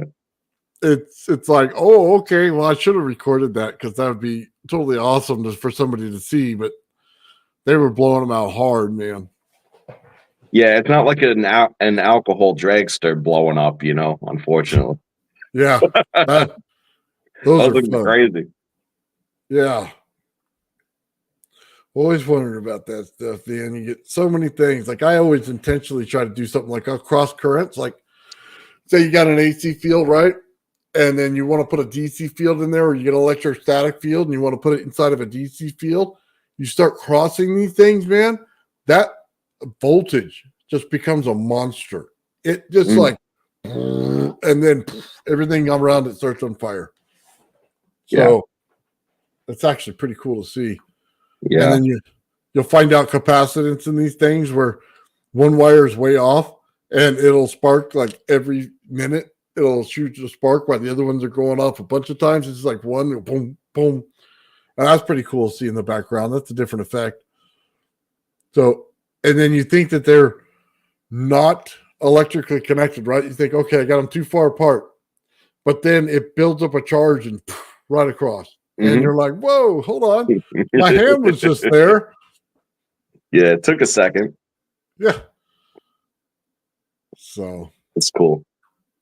Yeah, no, I really can't wait to see how, he's putting this all together and kind of what, I think what, like, I need to have a better understanding. I feel like if I need to have a better understanding on the theoretical side of things, generally that's probably, a fairly widespread thing. It's like, the type of energy that comes out and how that comes to be through these, different reactions, going on here to create it. Then my question is, okay, well, what's the shortcut to that? That's where my mind immediately goes. Okay, this is, complex, albeit simple enough, but what's the shortcut to that? And then how do you just have that in its own form to then perpetuate? Like, if you were able to use that as a power source, that type of energy in itself, rather than create it, then you could turn it into the other forms of energy. You know what I mean? That's where my mind immediately goes, is like that stage 2 of it. So I just need to understand it better to even know what I'm talking about. Well, I think this, to be honest with you, I think this is a simplified version. That's Yeah, the you crazy think this thing. is it? You think this is just straight to the point, huh? Yeah, I think everything else gets more complicated from here on in. It's Fair enough. not going to get simpler. Okay, So I could buy that. yeah, I think at the next point, it's going to be all about field retention and what you want to use it for, whether you want to use it for an energy source or whether you want to use it for a ship or whatever it is. Because like we were looking at the peg cell, right? And I said, okay, I always wanted a layer between two pieces of aluminum. So if I put the peg cell in there, what kind of power retention am I going to get as a battery source, right? And then, obviously Mike's is the next level of that, but he's under NDA, so we can't really talk about it. So we'll go with what we know and we'll create it and see what happens. So now I take all the energy from my Tesla coil and let it flow right through there. How much power am I going to get? So that's kind of exciting, man. I want to build one of those just to put that energy in there and see it. I want to see it too.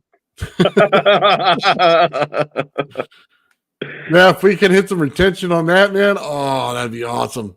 I'm just as excited as you, and I'm just like, can someone do it, please, so I can see? Yeah. That's why I like all of Bernie's stuff in there, man. I'd like to make it paste in between two layers of a capacitor, and you know what I mean? Let's see what it does. Because he broke that material down to nothing, man. Sounded like really had. I said it from day one. Ever since I first saw his stuff, I was like, man, like he's doing amazing things that it's like, I want to see the progression of that, because breaking it down is one thing, putting it back together is that's the trick, so got to get to that point. I want to see if the stuff grows in any way when you hit energy to it. If any energy type would make it grow is what I want to see. If it would like grow into the metal, you know what I mean? Like anything like that would be I think when you have a high, like a very, very high concentration, saturation of energy, and if it's in an ionized, if it's in a fluid that is ionized with, like how he does with the colloids and stuff like that, okay, I'm pretty sure you would get mass accumulation in that very high energy density state. So if you could create that star in a jar in that colloidal atmosphere, you would have resonant condensation under that high energy field. I feel like that's true. In a cavitation bubble, nonetheless, so it would be in a vacuum.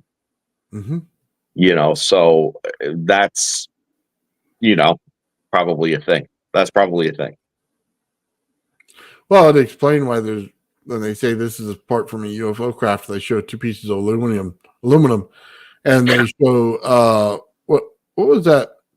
Oh man, it's the one everybody tells me to put in there. I just had it in my head. Bismuth. Yeah, a bismuth in the center of it, and it's probably grown there. I don't think that it was like placed in there. You get what I'm saying? I think they grew the bismuth right in there. Well, bismuth is interesting in the sense that like it forms immediate crystal formations. It's not like, because it's a metal, it's able to form its crystal formations right as it's cooling, and that's pretty easy compared to some of the other crystal forms that you were originally talking about and whatnot, because a lot of those are, high solution type crystal situations, and those crystal situations don't always form under regular atmospheric conditions, and if they do, it's over a very, very long period of time. So just getting that initial growth on a seed, would take a very long time to do, and then at the end of the day, it's not the most productive thing. So bismuth is awesome in that sense, and you could grow the bismuth crystals right on the surface of pretty much anything. Yeah. That's kind of what I want to see. And right here, he's got a business puck spinning pretty well. I'm going to have to go back into this feed after we're done and go onto his channel and see if it's on there. You know what I mean? I want to be able to see that. That sounds pretty awesome. So, yeah, man, a lot of fun. Oh, we got 15 minutes more, man. I'm counting down the time. I've been waiting 3 months and 15 minutes more. So it's funny. Last week when you had what was it, Todd on Sunday, right? I was in the chat early, and I was like, I'm starting the countdown to Gerald's presentation.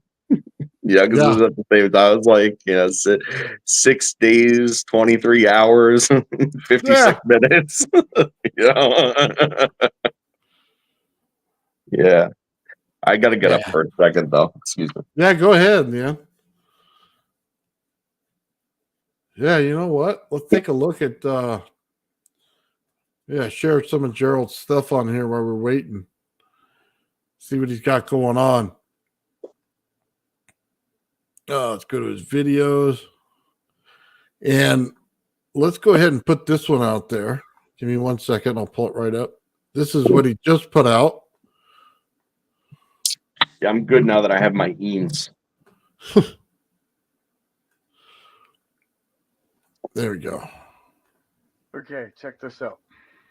Here's what we got. Same circuit as before. 9-volt battery powers this little function generator, which powers these two circuits here. 12-volt battery is what's actually powering the whole circuit. We're going to light this cube up off of this cap bank that comes off the back of the circuit. But that's not what I wanted to show you. What I want to show you has to do with resonance. Watch what happens when I turn the function generator off, which should kill the circuit. And if that doesn't work, we'll kill the power on the function generator. Why do I say that? Well, there's the battery voltage at 12.28. Let's find out. Turning it on in 3, 2, 1. So as you can see, the coil's running. Cube's at about 75, maybe a little bit more percent. Battery voltage is at 12.26, 12.25. And our function generator's running. Now watch this. Cube's still running. Function generator's off. Let's disconnect the power on the function generator. Well, no power on the function generator. Still running. Battery's at 12.24.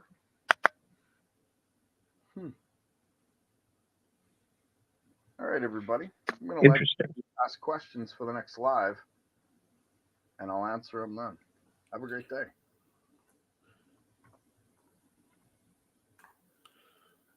So my question would be to that, did the frequency actually stay in the capacitors? So we know that there's power in the capacitors. Did it diminish because the frequency was gone and you just have pure power? And then how does it come out? So it would be interesting to see the actual meter connected to the end of the capacitor bank to see the frequency that comes out. You know what I mean? Mm-hmm. Because he shut everything off. There's nothing connected to that. So it would be an interesting way to see capacitors in a different way if they held the same frequency. Or if it's just based on the capacitance itself that the frequency changes to that level and that's it. Yeah, that's a good question.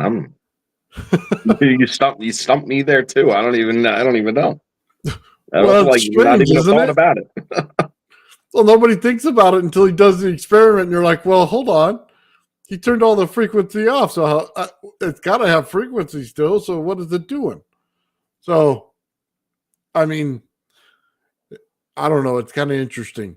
I find that just like mind-boggling sometimes when he does ask those questions. So let's take a look. Getting close to showtime.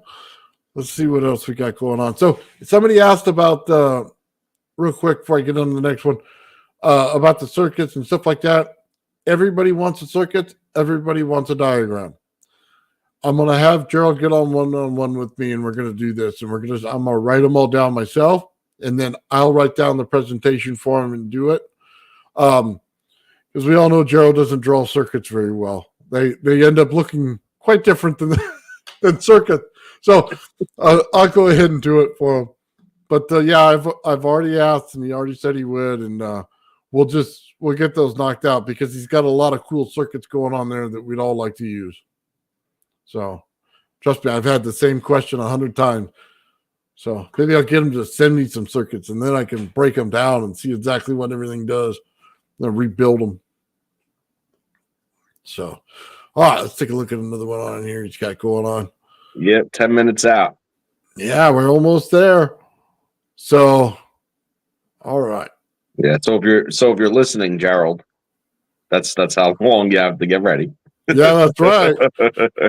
We're all watching, man.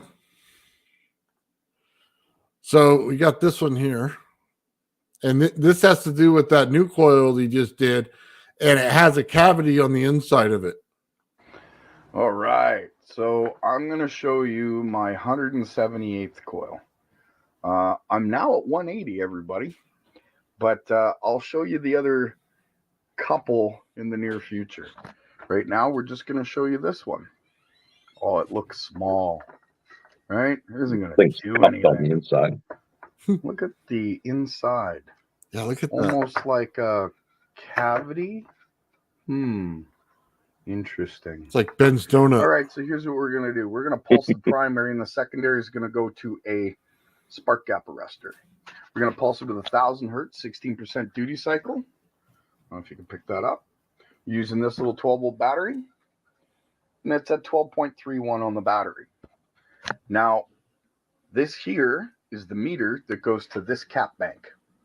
This cap bank comes off of the diode from the Joule Thief circuit. What we're going to do is we'll pulse it first and show you how fast this cap bank fills up. Now, this cap bank is 1,200 volts, but my meter only goes to 600. So I'm going to show you how fast my meter fills up, or I should say this cap bank. All right, we're going to turn it on in 3, 2, 1. I already have to shut it off because I'm already at 600 volts. That's crazy. All right, so what we're going to do now is we're going to hook a load to it. Okay, so same thing, 1,000 hertz, 16% duty cycle, only pulsing the primary. Remember, when I pulse my secondary as well, it doubles in voltage and current. Okay, so as this is slowly rolling down, what we're going to do is we're going to pulse it with this LED bank, which is 94 volts, 1 amp to light one panel. So that's 4 amps, 94 volts each to light that. So we're going to turn it on in 3, 2, 1. So what we got is we got this whole cube running. Okay, all 4 sides. It's at about 75%. We also have 138 volts sitting in this cap bank on top of running these LEDs from that coil at 1,000 hertz. And if you look at the meter, we're only at 12.24 for all of that. And that's only pulsing the primary. All right, everybody. You have a great day. So, number one, that's a lot of power just getting it connected like that, and how fast that capacitor bank filled up. That's amazing. So that's kind of cool in itself, right? Immediately gets it, but I wonder if he separated the capacitor bank from the lights themselves. So that'd be one of the things I would ask, but 600 volts almost immediately to get out of that. And then at 1,000 hertz, not kilohertz, 1,000 hertz. So he's got relatively low frequency, but high power. Just understand that. Frequency usually goes with the amount of voltage. So the higher the voltage, the higher the frequency, the lower the amps. But now he's getting low frequency, high voltage. He's got some kind of inversion going on there than the way we normally see things. That's so special right there. That's amazing. I don't know, the way that I'm seeing this now, that I'm thinking about it from like just like that. I'm pretty sure that coil is 3-dimensionally emulating the upper dimensional forces that act upon the universe as it is, and it's doing so at a micro scale, much smaller scale, and just stirring everything inside of it the same way that we're stirred from the outside by those higher dimensional fractal forces. That's what I'm pretty sure is happening with that exact setup with the cupping and everything like that. So basically, if you want to see what shape the universe is, so to speak, look on the inside of that thing. That's my opinion of the matter. You know, I told you it's the scaling. It's a small scale for a big amount, right? And just so we know, remember what Jack said when I started this whole thing. Jack said it's going to have lower frequency, higher amount of energy. It's also going to be cold. I threw the cold part in there. Jack didn't say that, but it's exactly what's going on there, because at 600 volts, that thing should be on fire. Okay. And it ain't even breaking a sweat. So that little coil, I'm sure it's round in what, less 20 gauge or 24 gauge, something like that. As a matter of fact, it might even, be like 25 or something like that. But you shouldn't be able to get that. That's the thing. Yeah. And he kept on repeating it and only pulsing the primary. Yeah. Which is, that's at 1,000 hertz. That's opposite of what most physics is teaching us right now, that it has to be high amount of kilohertz into the megahertz in order to get the voltage way up. This is showing that you're lowering the amount of hertz and you're getting higher voltages. It's an inverse. So, man, that's special. And you don't realize it until you watch it a couple times, because the first time he has it on, it's like, okay, is there a trick here? There's something around it. And you realize there's not. And you go, okay, how did he do it? And then you realize there's cavitation in there. And you go, that means that he might have a singularity forming on the inside where the pinch is, where that magnetic pinch is. And he's pulling tons out of it. So it's not letting it, I want to say this, it's not letting it come out of this shape. No matter which way it's going, it's not letting it come out. It's not wasting the energy on the outside. It's all on the inside. It just rotates inside the inside. So yeah, something that's coming to mind with that is Tesla 369, but the inverse, because right off the bat, and then it ties into something we were talking about yesterday with that 20-year cycle, 20 being divisible by 10. If you start dividing everything by 10, you realize something real quick. You have a 1, 2, 5, 8 cycle going on in the coil. And that's, 1, 2, 5, 8, 7. What is it? 1, 2. I'm screwed up because I'm not looking at it, but it's following that same general sequence. 1, 2, 4, 5, 8, 7. Right. So 1, 2, 4, 8, 7, 5. Is that it? Something like that.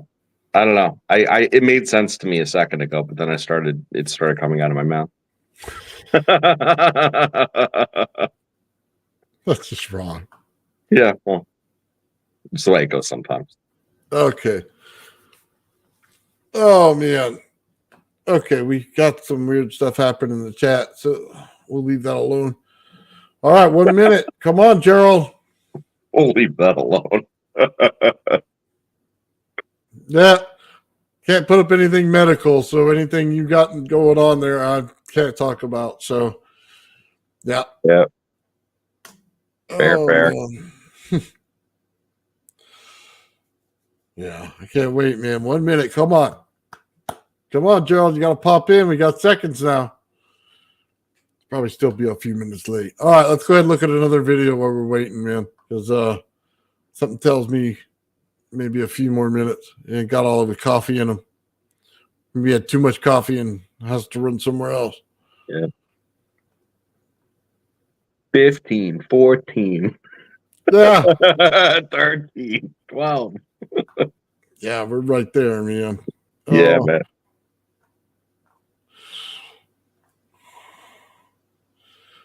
all right, let's see what he's got going on. I don't even know if I'm in the right thing yet. Yeah, it looks like I am.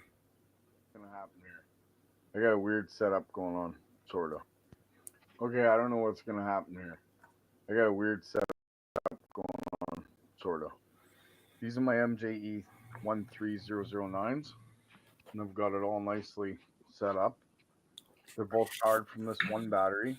That's a 12.32. I'm gonna pulse both the primary and the secondary to 1000 hertz, 16% duty cycle. This inner core is going to the battery to charge. As you can see, it's pretty dead. And then this here goes to this other pickup coil. And my cap bank is disconnected for the moment. So the last time I turned this on, I seen ball lightning.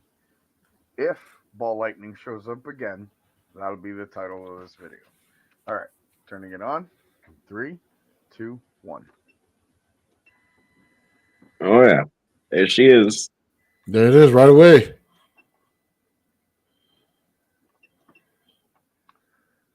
Now that's interesting. Yes, it is.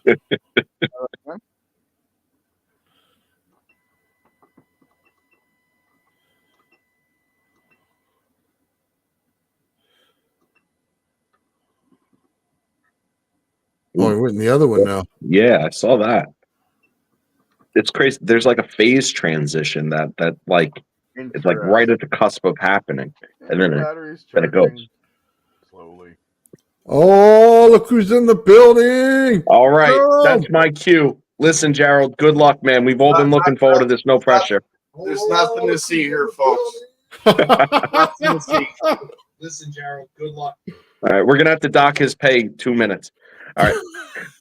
Okay, so wait, before you guys start jumping off and everything, I gotta be completely honest.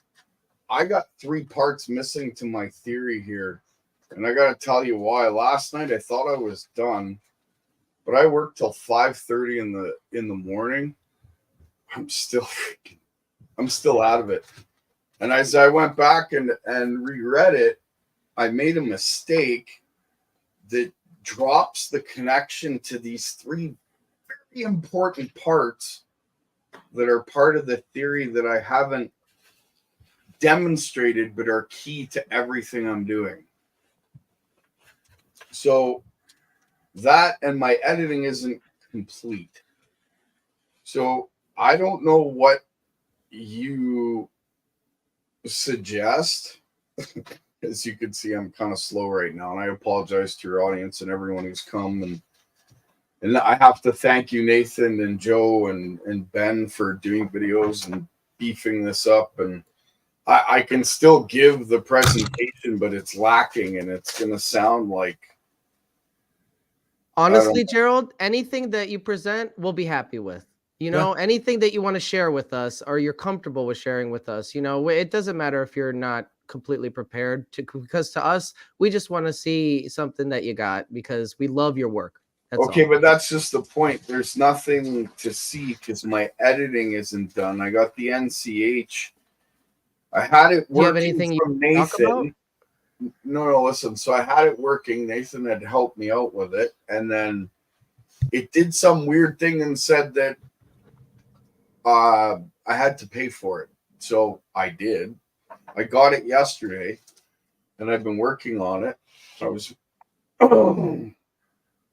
working on it at the same time I was doing my speech last night.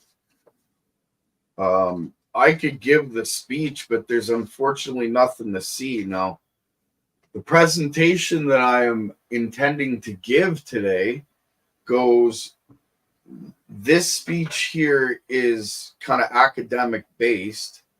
There's a version that's the layman term or the garage inventor term that we discussed. That's almost complete. The visuals connect the two together. So what I could present this afternoon, and I feel like such a heel. So I'll say this.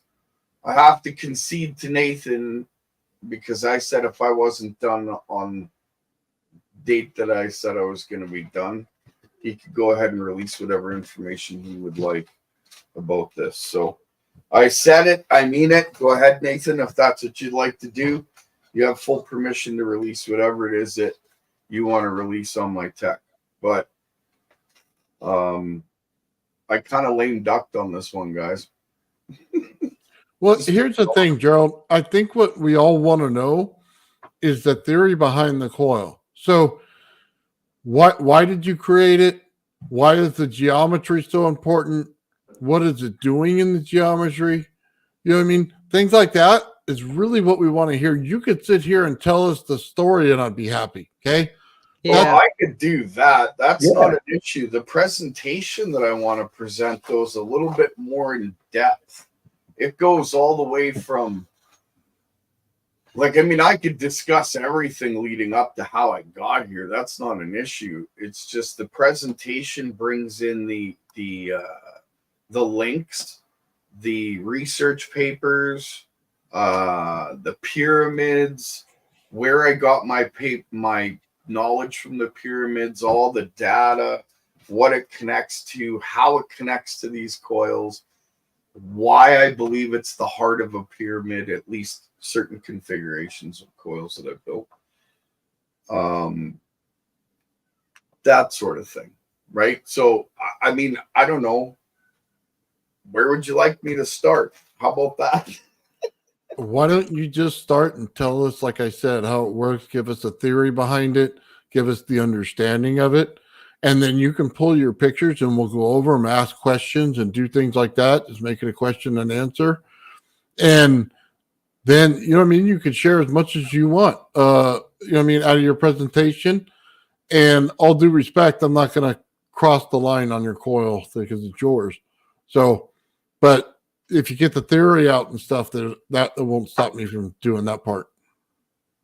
Okay, so I like that person's suggestion, and I like your suggestion too. Sorry, I'm just kind of trying to wake up a little bit here. I'm dumping coffee down my throat, but it's going slow. Yeah,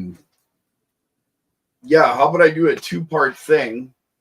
I can discuss how I got to here, what started me on all this, and where the numbers came from that actually gave me an insight as to where to look and how to build multiple coils, because it's all interconnected. In fact, it's interconnected right back into the past, previous to when I was even born.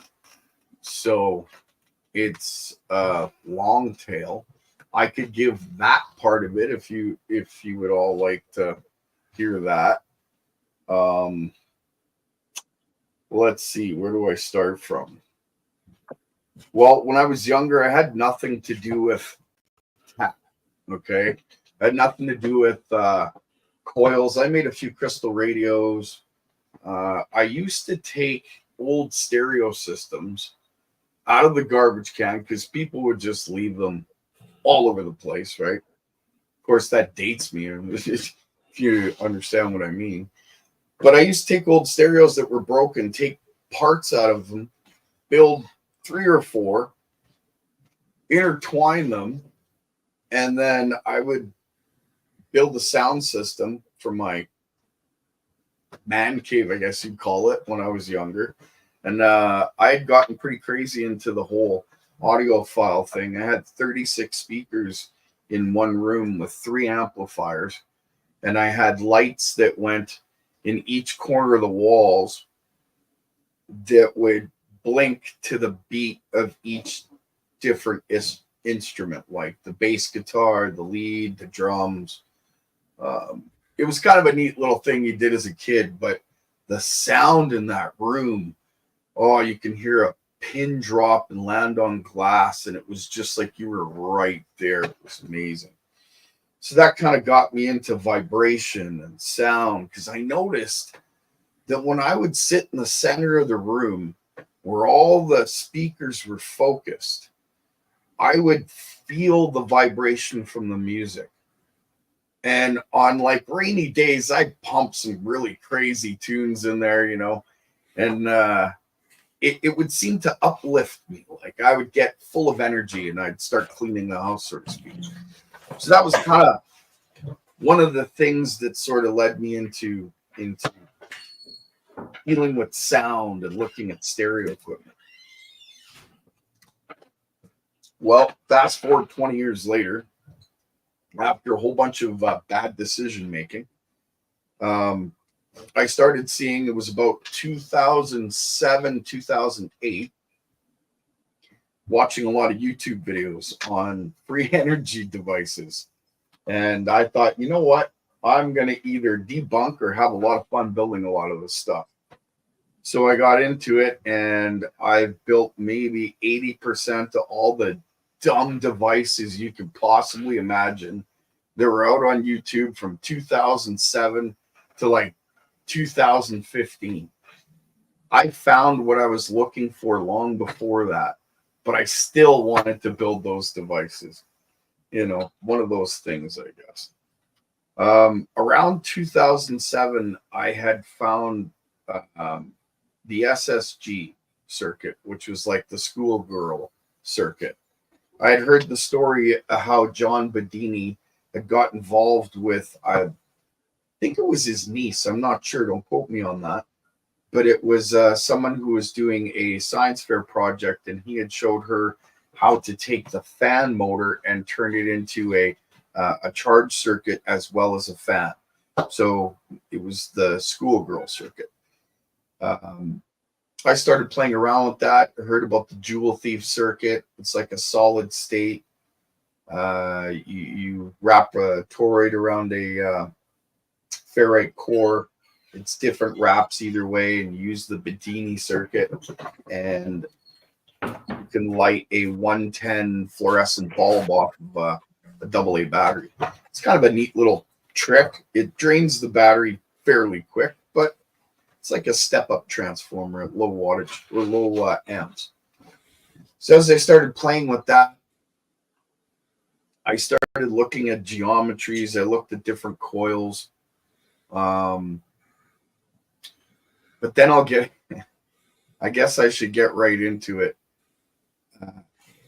After I started playing with these things, and I got to be honest, I've had dreams my whole life that have led me into things and situations that I can't even begin to get into, because that's not what this is all about. But I'm trying to explain what's led me into where I am today. So, these dreams that have led me into different situations in life, I started to get about coils. And I didn't quite understand what I was seeing at first. And then, see, I'm kind of, sorry, brain fart for a minute there. I apologize. Okay, so I had a dream with Jesus Christ in it, and he came to me and gave me very specific numbers. And in these numbers, I had taken them and applied them to the geometrical forms that I was studying at the time, because I couldn't understand what these numbers were for. There was nothing given, just these series of numbers. And it was wild because I repeated it in my sleep over and over and over until I woke up. And when I woke up, I grabbed a pen and paper and I wrote them down and had my coffee, and then began my day, so to speak. And so I looked at these numbers, I looked at the geometrical shape, and I applied them to what I was doing. That, coupled to a series of visions and dreams after that, showing me where to look, as in the flow of energy. So how do I break that down? Geometrical patterns are just that. They're patterns. But if you look at, say, what an atom might look like, it's kind of a pattern all in itself. Like the hydrogen atom or the lithium atom, or they all have their own sort of pattern. And as I was studying the geometry of energy, and that's the way I was looking at it, because as you're looking at these patterns of atoms, I can't remember exactly where it was that I had seen it. There was a whole series of different atoms in pattern form. I'm sorry, guys. I'm just waking up here.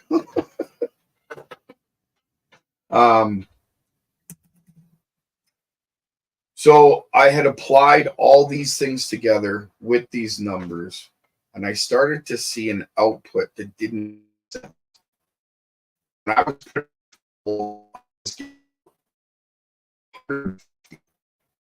and okay, that could be just a simple step,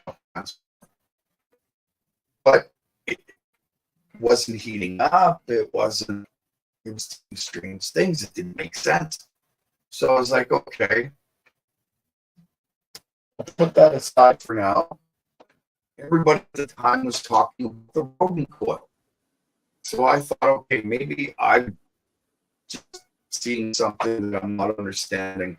Let's get into what everybody's using in the scientific community. They're taking a rodent coil. They're applying. Hey, Gerald, sorry, you're breaking up really, really bad. Really? Yeah, it's really going in and out bad.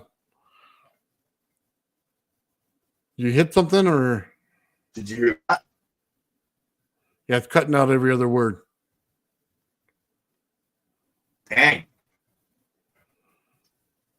Someone's messing with my speech. Yeah, you want to check it out, make sure all the wires are connected correctly real quick? Yeah, give me a second.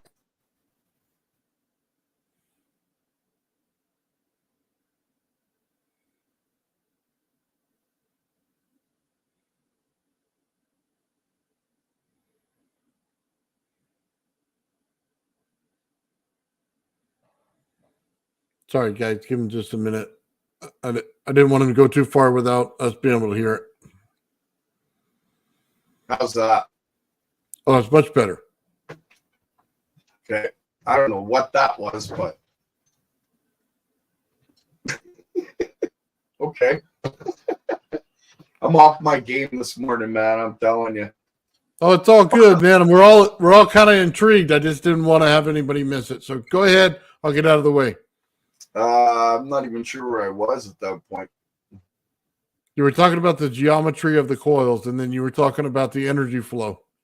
Oh yeah, okay. So then I decided to get into the rodent coil because that's what everybody was talking about. And I was trying to understand if what I had was any different than what was going on out there. People were applying the jewel thief circuit to the rodent coil, and so I had built a couple, and I wasn't seeing anything like I was seeing with the coil I was given these numbers for. I should also add that when I was given these numbers, there was a dream that it explained. Oh, you know what? I wish I could find the paper right now. It's sitting in my notes. But it was a dream that explained one line going two separate ways.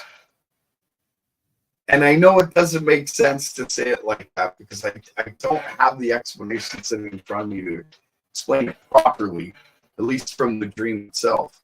But it had to do with bifilar systems. When the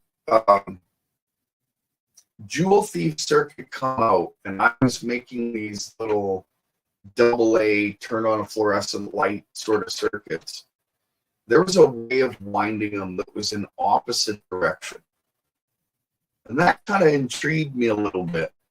So when I applied these numbers I was thinking about the dream of the line and this light that went both ways along this line.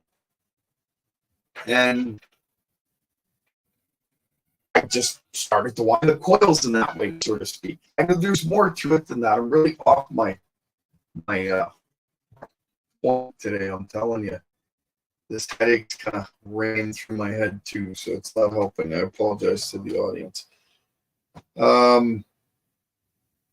Long story short, I started winding coils in 180 degrees out of phase because what I wanted to accomplish was a mirror image of the primary coil, or the first coil that I ever made.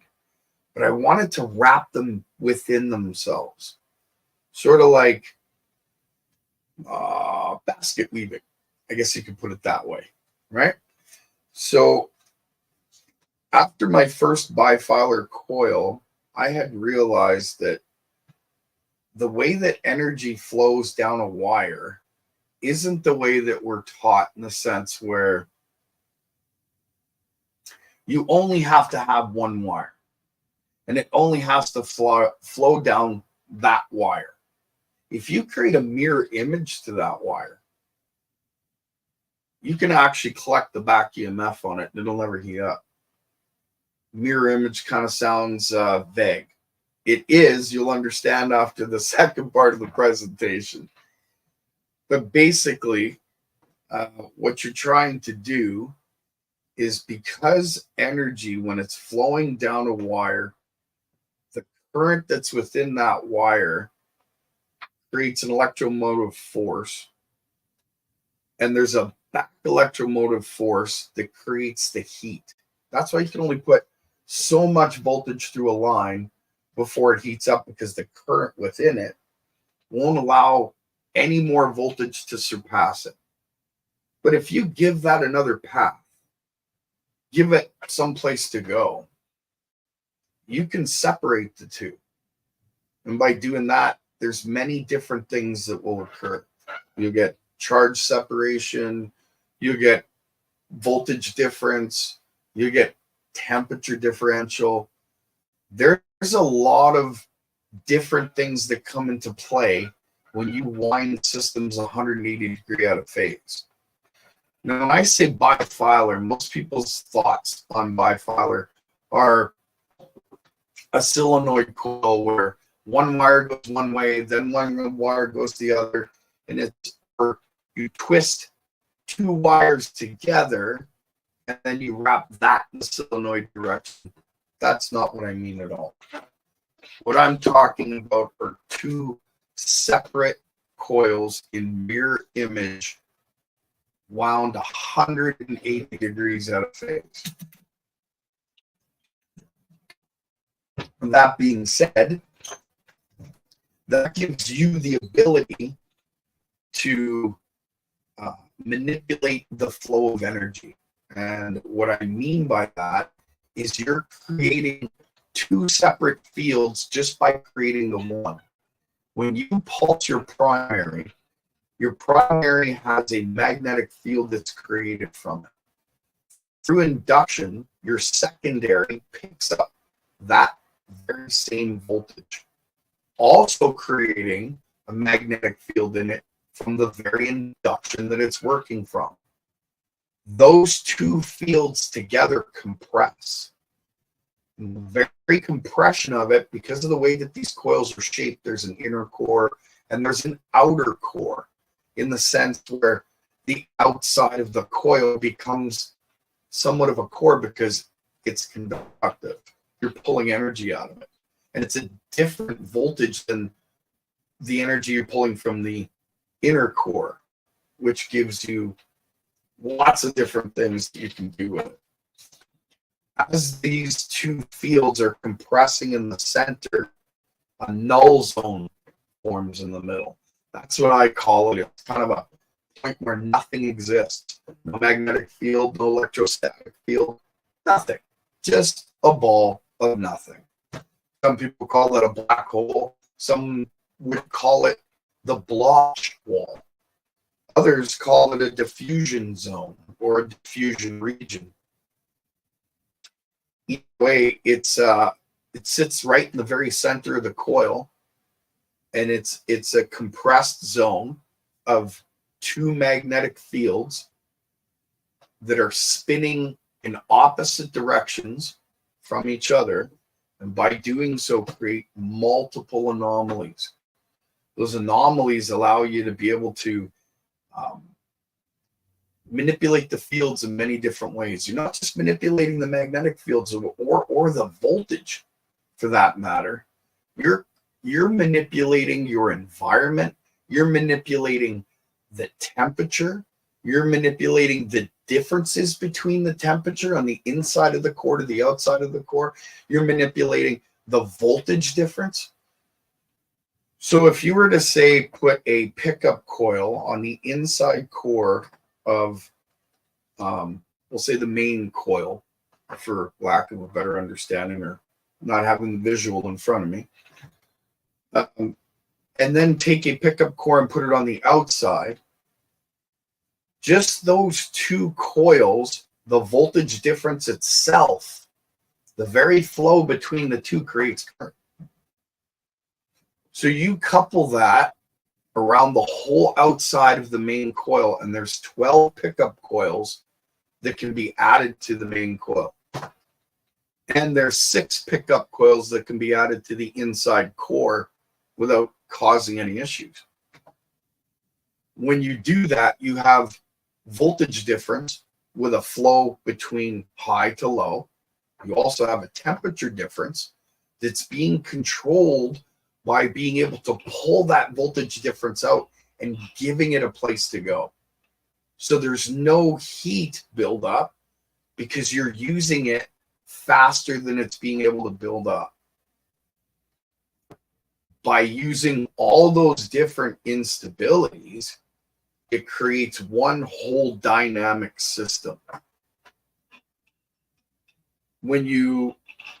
So that being said, there's a primary, there's a secondary. So on the primary, you have an input, you have an output. Same thing goes for the secondary. If you run them in series, you get a different effect than you do as if you're pulsing the primary. If you run them in parallel, you get an even different, way more different effect. In fact, it goes to the last 3 parts that I unfortunately had to leave out because I made a mistake. But I found the mistake and I'm correcting it. It'll be corrected for part 2. Oh, stay tuned for part 2, ladies and gentlemen. I can't wait to get into it. We're talking. Anyway, I'm getting excited for it because I'm starting to wake up. So because this coil creates spin just by pulsing it once,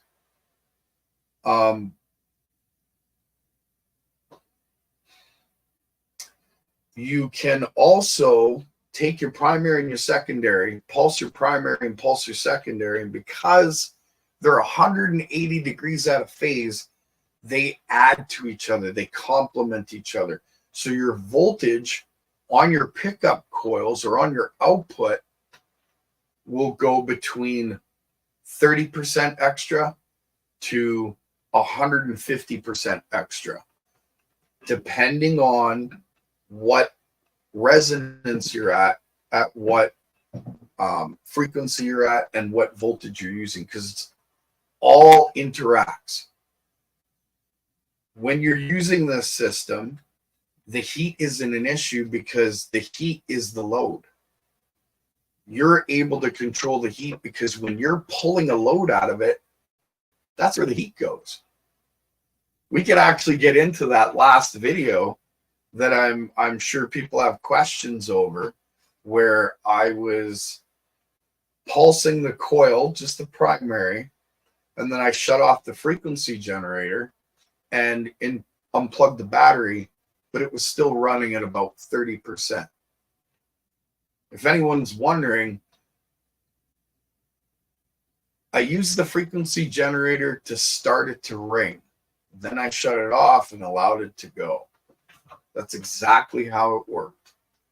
How was that? Well, it's kind of like pulsing the primary, it's starting to spin. You pulse the secondary, it starts to spin. The capacitance of both coils are interacting with each other. All you have to do is compensate for the capacitance lost from the primary to the secondary, add a little extra, and watch it go. So how did I do that in that circuit? Simple. Both those circuits are both those transistors are MOSFETs. MOSFETs have a very low turn-on power and a very high rise and short rise time, or fast rise time, fast fall time. Sorry. Because of that, they also have their own capacitance. By making the coil ring, it made the circuit ring.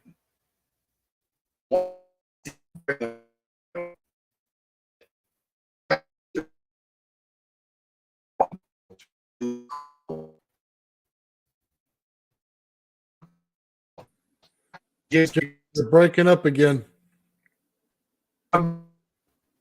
Yeah, we're just getting bings.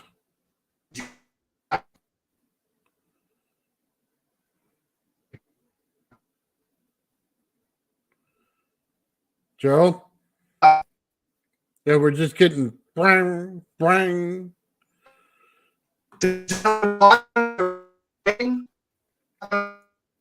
It's like you're playing a musical instrument over there.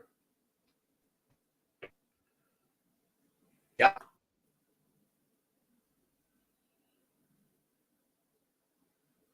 Oh, he just cut out. Give him a few minutes, guys. He's probably connecting back in. Just give him a minute. Probably just a bad connection.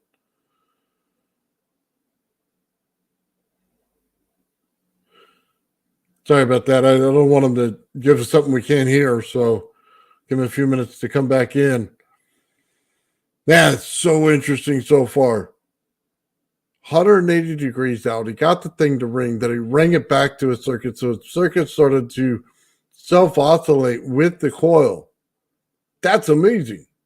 That's like, I don't even know how to say that. That's crazy. I know, and I like the fact that I like how he was describing how the energy is flowing in his system regarding him capturing the back EMF and how it's actually working at reducing the heat in the system. That all came together in my head quite nicely. So thank you, Gerald, for that.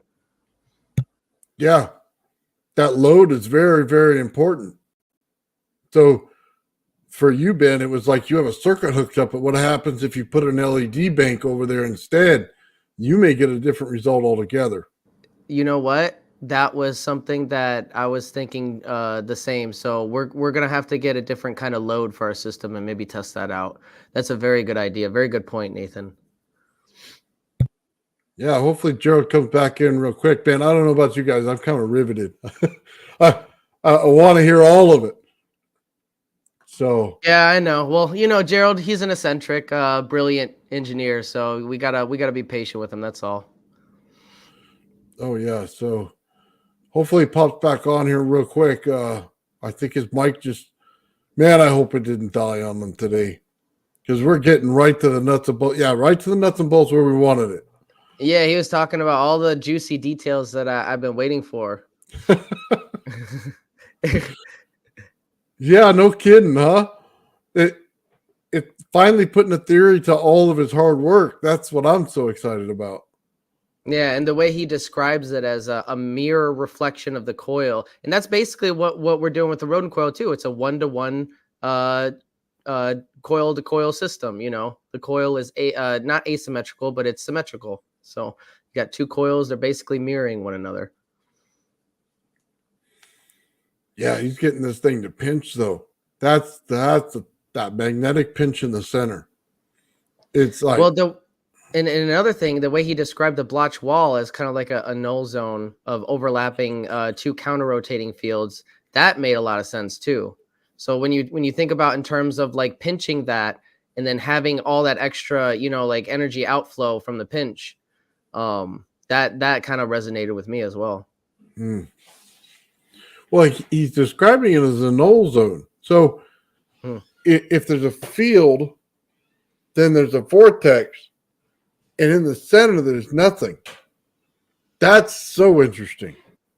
Yeah. There he is. Oh, all right, let me pop back out. Gerald. Hey, Gerald. You know, I'm loving your. hey, you know you're doing something right when they kick your ass off. Hey, and we love your presentation so far. So everything you're talking about is awesome. Did you catch the circuit part? That's why they kicked me.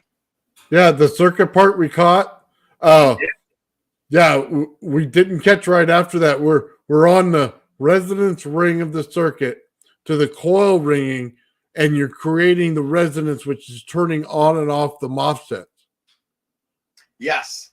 And because the MOSFETs are ringing within the whole circuit, one MOSFET's slightly warm, the other one's super cold. Oh, you're pulling the heat right out of the system, That's and you're why keeping the other side cold. I can control it. And it's because of the way that resonance works. It's nothing magical and super hidden, although it is, because people don't look at resonance. Resonance is so important.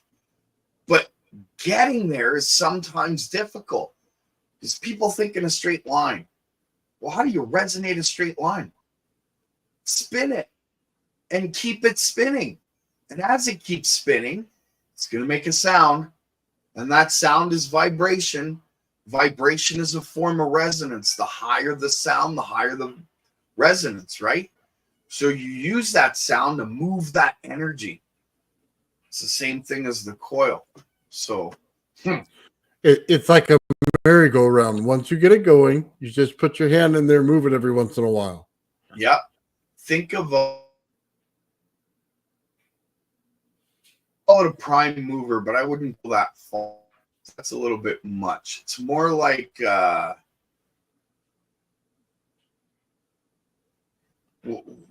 my brain. I just had a brain fart, but you know the wheels that you're using, they're really heavy, and you use them to keep your spin going. Can't believe I'm just gapping that. It's like a weight that you use to keep spinning a machine.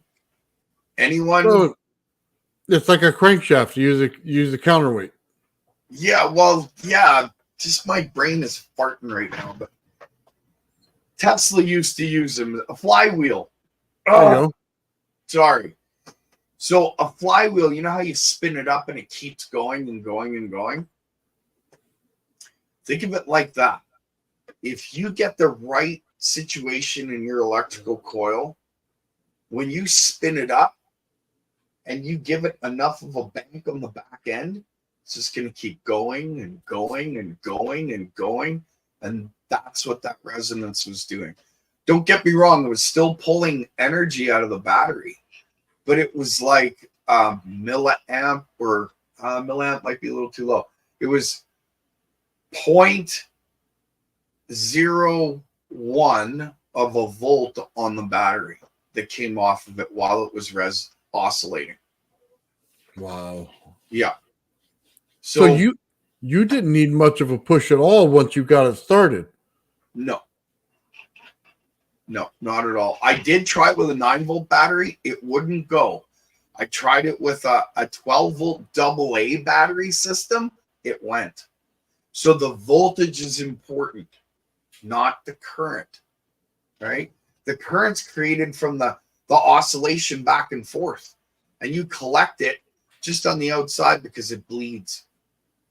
Never shut it down. Just let it keep going. And you just bleed it off. And that's what gives you your energy for efficient energy, we'll say. They don't like the other word. The one with F in it. Oh, It's a 4-letter word to them. They don't like it. Right? Anyway. So yeah, that's kind of how the coil systems work. I'll be honest with everyone. I was led to this. It wasn't something that I dedicated my life to. But don't get me wrong. I've been on this for Well, since 2008. So what's that? 16 years, 17 years. I may have gotten led to look into the right direction, but this stuff's out there. I'm not the only one that's done it, and I'm not the only one that's gonna do it. Nathan, no, I always get that wrong. Nathan's gonna do it. You guys are gonna do it, and as many people as you guys teach, they're gonna do it. It's not as hard as it seems. You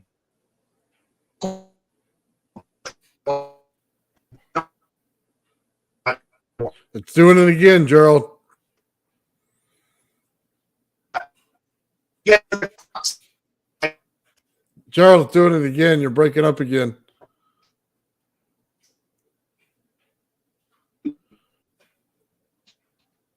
Man, they really don't want this thing out, do they? Either that or you, Gerald, you just got an awful camera. Bing. Yeah, we're not hearing it. Oh, man. Yeah, Gerald, you're completely frozen over there. Oh, now he just dropped out again. Oh, man. I'm going to have to send him a camera and a microphone and call it an early Christmas present because that's awful. I don't know what's going on.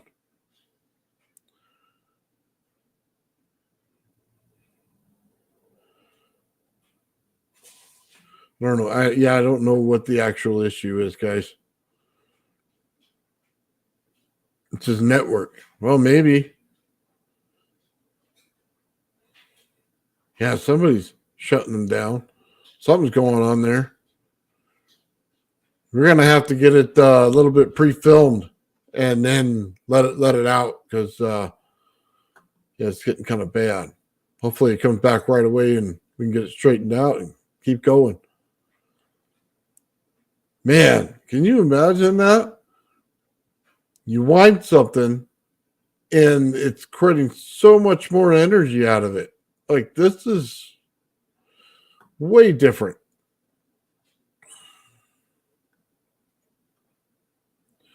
Nathan, check the private chat. Okay, give me a second.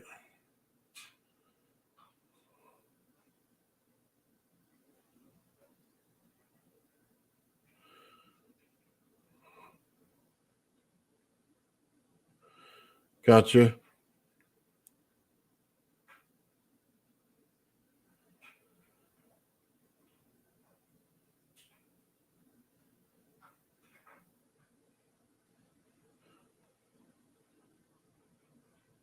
Okay, Ben's got a way to fix this, apparently.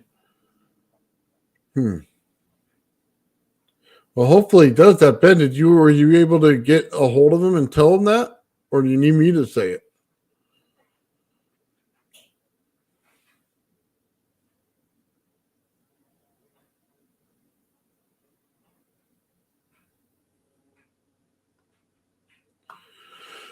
All right, guys. Well, I guess we're waiting.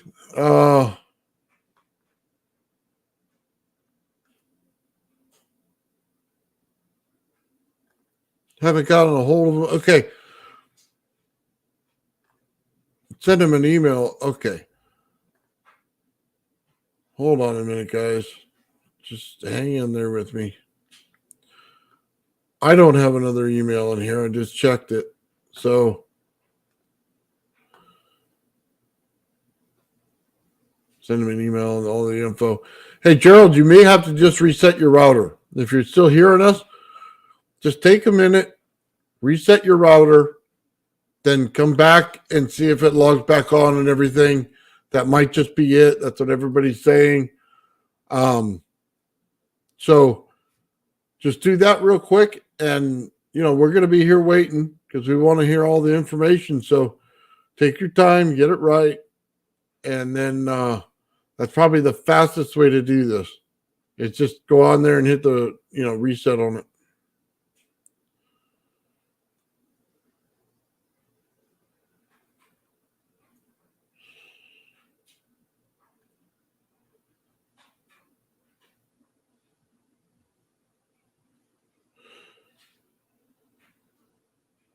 Yeah, Ben, if you got something, I'd pop on right now and walk them through it.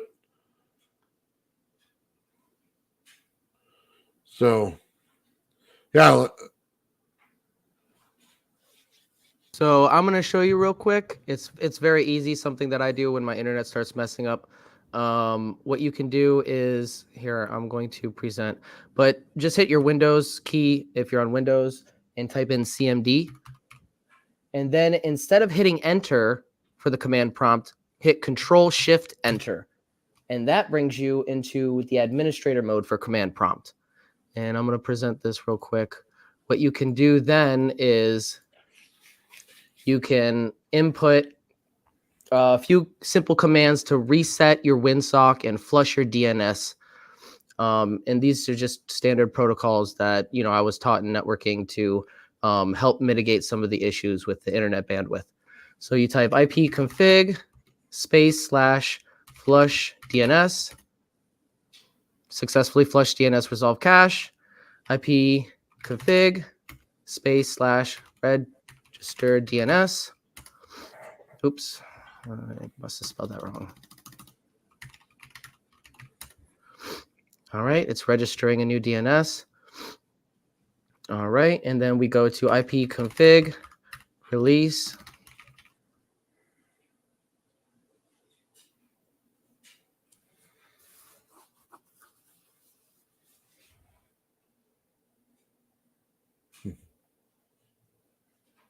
Ben, did you freeze?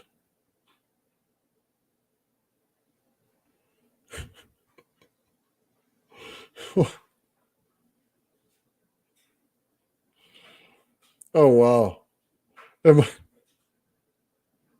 Everybody's getting frozen out. Oh, my. Yeah, well, apparently he reset his system. Oh, there he is again.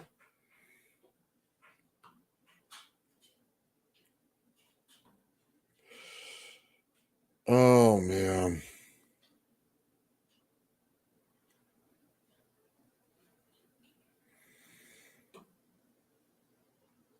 Yeah, that's a lot to reconfigure your router if you don't know how to get in there and do that. So, well, I think Ben will be a few minutes before he gets back on.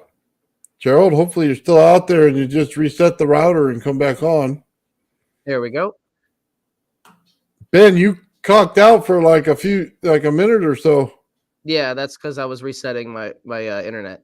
But that's just to demonstrate how you could do that. And there's also one more command. I'm just gonna put it into the chat. It's really simple. It's resetting the WinSock. And that you do all that and then you reset you restart your computer. That's it. Okay. So the last command is netsh winsock reset. And then you'll restart your computer, and then sometimes that smooths out some of the bandwidth issues. You can also unplug your router at the same time and try to reset that as well. Okay, so Gerald just typed in this is what he's got going on. Is that right? That's right? Yep. Okay. Oh, no, wait. I that was me. I typed that in. That was the command. Yeah. I don't know where it won't let me post to mine because I think I took mine out to direct everybody here from my channel. Oh. Okay. I'm thinking Gerald's on there. Okay. No, it's okay. My bad. I didn't mean to gaslight you. I'm like, wow. All right. He's probably still restarting, so give him a few minutes. It might take 5 to 10 minutes, so we'll keep you guys entertained until then. Man, I'm gonna have to send him a whole bunch of stuff, man. Everything keeps bombing on him. Well, it's weird because you notice when we're just talking on Fringe Think Tank and just chit chatting about nonsense and other stuff other than his project, his internet seems fine. As soon as he starts talking about his project, it's like if somebody's releasing some strategic latency or something. Yeah. Mike K was talking about. Yeah, no kidding, huh? I mean, I don't know. You always got to wonder. It might not be anything. It might just be a clog in the system. Maybe a lot of people using the internet, but you always got to keep that in the back of your mind, I guess. I don't know, man, but I'll tell you what, the information you shared so far is gold. like, dude, pure gold. Yeah. No, it's one of those situations where it was getting really, really juicy, and then he just cuts out, and it's like, what the heck, man? That's not just a coincidence. Well, I got news for people out there who might be messing with his internet. I'm sorry, but I already know what's going on. So you're going to get it put out there one way or the other. So, better hear it from the master instead of the trainee. But I'm going to tell you right now, it's going to get out there. Yeah, the fire has already been started. You can't put out the fire. Yeah. The fire of truth. No, but it's so interesting how this thing works. As soon as Gerald comes back on, guys, we're going to get him back on and start talking. But just kind of go over something. There he is. Nice. All Have right, no please. fear. The ring bearer is here. Where? Did you have to reset everything, Gerald? Man, it knocked out my internet, knocked out my Wi-Fi. My kids are all like, "What's going on?" And I'm like, I'm presenting. And they're like, "Dad, did you do this again?" I'm not kidding, man. This is yeah. Sorry. I should have warned you about that, but I really didn't think. I thought it was just the people that I was involved with prior to this group. I thought it was because of them. I didn't think that they were, so I apologize, watching so carefully, because I can't even talk about the resonance in a circuit in order to be able to control temperature. It's not Sorry. It froze him again right then. Did it? Yeah. They got me on a delay. Yes, Yeah. we were just talking about what Mike K was talking about the other night, strategic latency, putting a resistance on your bandwidth. I ain't talking right now. We're going to reconvene another time. How about that? Because they're not going to let us talk about anything. So I apologize to the audience, but this is just going to keep happening. This is what happened when I was talking with Jeremiah. We could play charades, though.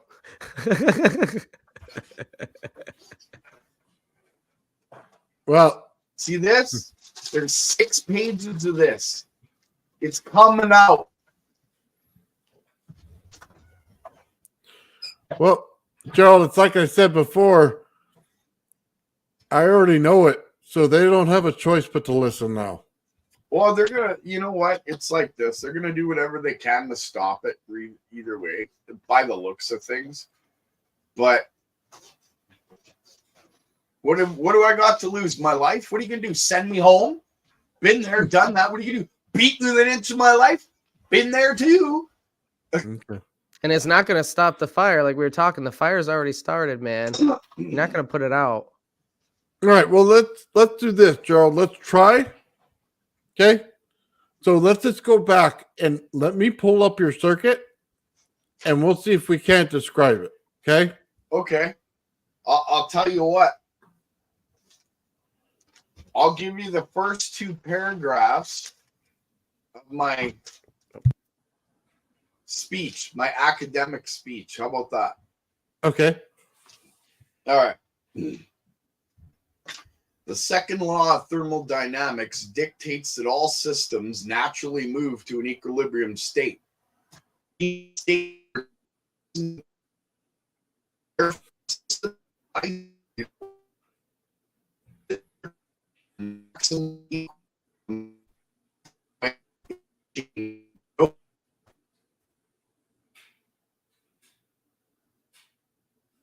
Wow.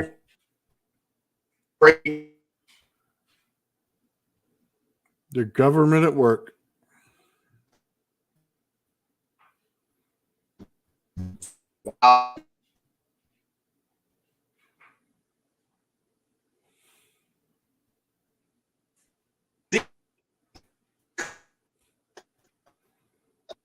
Didn't let any of it out, Gerald.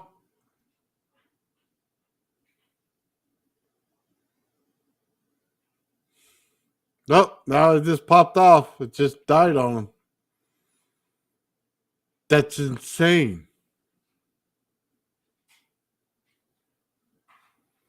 Yeah, I agree with you, Crypto. We're going to need a pre-recorded statement. I'll be honest with you, man. If Gerald's out there, Gerald, just take a picture and send it to me. I'll read it. So, wow. This is absolutely insane. So, well, we're going to wait again, I guess. Yeah. Yeah. If you could take a picture and send it to me, Gerald, right to my email. If you could do it, I'll read it. So, yeah, it's insane.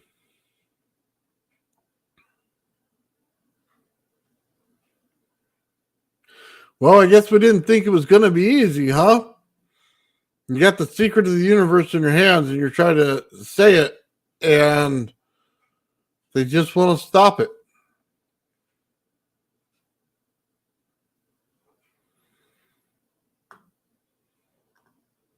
Yeah, I agree with that.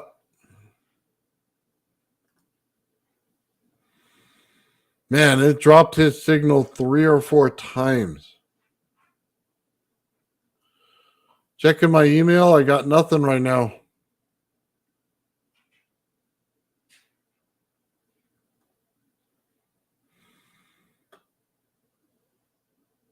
Yeah, we can all see it.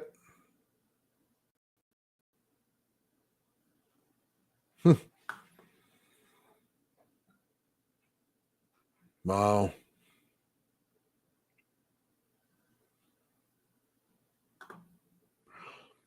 Yeah, I guess it could mess up the system if it gets out, but there's already enough out.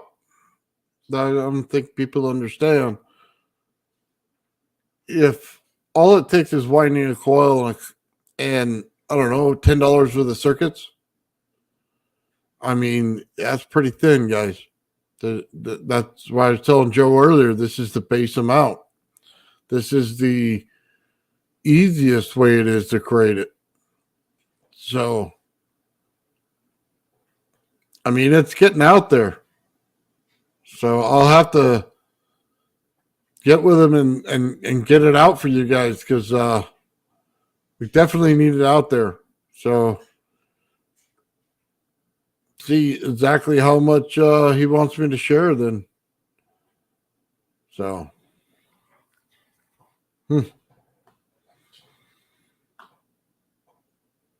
Yeah, it's all out there. Put the puzzle pieces together. Yeah.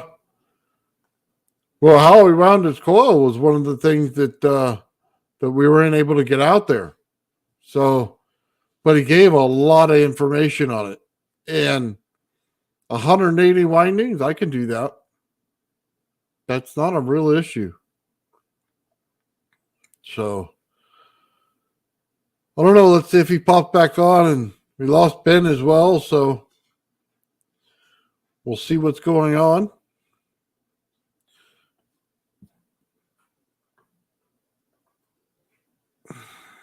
What if Gerald switched it over to my channel? Well,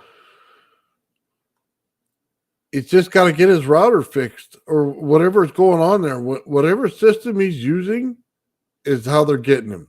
So it wouldn't really matter which channel it was. You know what I mean?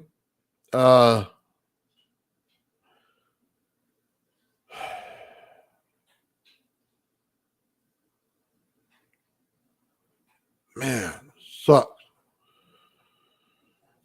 Yeah, if he wanted to come on my channel and do anything he wanted, he could.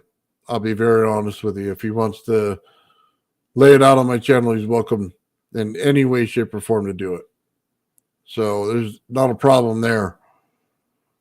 Always another day, but we don't like that. I like to get it all out now and get it there. I will tell you, a lot of people are going to be combing through what he did get out and when he's able to tell you. And, you know, I'll talk with him in private and see what he wants me to put out there because I think I pretty much figured out what he was trying to tell me. So we'll see. We'll see. But in order to create enough resonance to be able to trip your circuits in order to turn them back on and for it to run in the system, that's something different. That's not normally done. That means it's systems in perfect resonance with everything. That right there is extremely hard to do. This isn't pulse one, get another pulse out of a Tesla coil. This is system resonance. This is like taking your transformer and connect it with your motor in the same resonance, and then you get continuous resonance that doesn't want to turn off. That's what this is. This is 100% balance in a system. I don't know how to describe how important this is, but guys, this is one of those things that is a rare occurrence. People know it happens. Rarely do you see it in a system that's controlled so well. And if you could shift the amount of heat in the system, if you could switch the north and south pole, if you could shift the frequency in it, and you're creating resonance between the two, it's like the holy grail of energy. I always talk about keeping your cup full. Maybe now people will start to understand. This is the holy grail of how to build a geometry coil. The sacred geometry here is beyond what you find anywhere else. That's why it's so important. This is, it's also about not canceling the energy flow. Guys, when you're bouncing around energy, it's so easy to cancel the flow and put in a wrong wire in the wrong spot. But when you can create the energy flow correctly and pinch the center of it, man, you got something special. And that new coil they came out with, and it's wrapped like a hollow donut. That's insane how that works. Because this big coil, we all saw it put out, 300 volts in every pickup coil that he puts in there. This one, I don't even know. Let's take a look at it. I don't know if he even has a pickup coil in it. Let's go back to that. Let me find it real quick.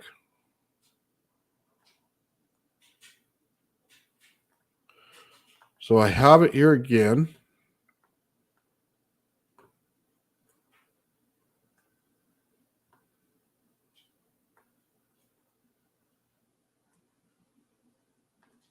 Okay, check this out. Here's what we got. Same circuit as before. 9-volt battery powers this little function generator, which powers these two circuits here. 12-volt battery is what's actually powering the whole circuit. We're going to light this cube up off of this cap bank that comes off the back of the circuit. But that's not what I wanted to show you. What I want to show you has to do with resonance. Watch what happens when I turn the function generator off, which should kill the circuit. And if that doesn't work, we'll kill the power on the function generator. Why do I say that? Well, there's the battery voltage at 12.28. Let's find out. Turning it on in 3, 2, 1. So as you can see, the coil's running. Cube's at about 75, maybe a little bit more percent. Battery voltage is at 12.26, 12.25. And our function generator's running. Now watch this. Cube's still running. Function generator's off. Let's disconnect the power on the function generator. Okay, right there was what he was talking about. He's going to unplug the battery.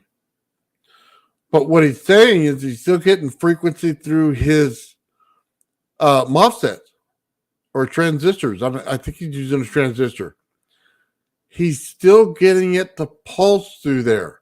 So his frequency stays constant. That's what he's saying. That coil is able to put out a frequency constant. That as soon as he puts the pulse right into it, the resonance between the two coils in primary and secondary is creating a constant rate which allows you to pulse the transistor and then keep the circuit running in a system. That's what it is. That's incredible. That pulse rate that he's getting through the whole thing, we always talk about a beat rate. This is what it is. He's using that in order to keep the transistors running through the power. So it'll run until the power goes down completely, but we can see his load still running. So he's still able to pull the hot energy away and keep the cold energy in. Guys, for those of you who've never looked at a cold energy circuit, this is how it works. The hot energy is on one side, the cold energy is pulled from that, and the cold energy is used to run the system. What do we mean when we say cold energy? It basically means that you're the opposite of hot. So you're going to have low frequency, but high voltage. In a hot system, high frequency, high voltage. It's an inverse. It's not the other side of it. It's an inverse. So again, hot system, high frequency, high voltage. Cold system, high voltage, low frequency. Hopefully you guys start to understand that it's an implosion. It's not an explosion. It's the opposite, not the opposite, but it's the inverse of each other. We always want to call it the opposite. It's not the opposite. It's the inverse. So he's creating that in his coil in order to run his system again. Everybody wants to talk about, is it running itself? Can you loop it? Well, he's looping it without having to loop it.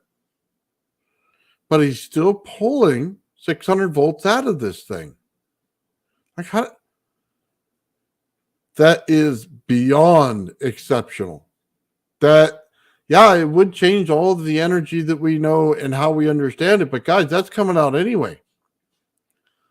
When I start telling you we're creating a capacitor inside the earth, and I told you this earlier when I went through mine, guys, he's doing it in his system because he's pulling an earth energy out of his coil. I have to use the earth in order to pull that energy. He's using his coil to pull that energy. He is finding the energy source of how to do this. And it has to do with that cold energy part. One of the most significant things we're ever going to find. A lot of people blow it off. Oh, what's this cold energy thing? Why do we have to have it? I don't understand. We don't have any math for it. But yeah, because you've never seen it created. Tesla created it. I always talk about the time that he was over in France and created the energy that made his body turn purple and glow. We always talk about how he put the rod in the ground for the Tesla coil. Guys, this is it. This is an understanding. This is not 100% not going to work like a conventional circuit. You have to understand that up front. All your things that you're applying to this are going to be wrong. So it's not going to work like that. It's going to work on the cold side. The cold side's much different. You're going to have a low frequency but high voltage. It's going to be a safer voltage to work with than your conventional explosive energy. It's just going to be different. And I hope you guys understand that. We're getting into a whole new phase of how energy works. Tesla started it. They shut them down. Gerald's trying to show it. They're shutting them down.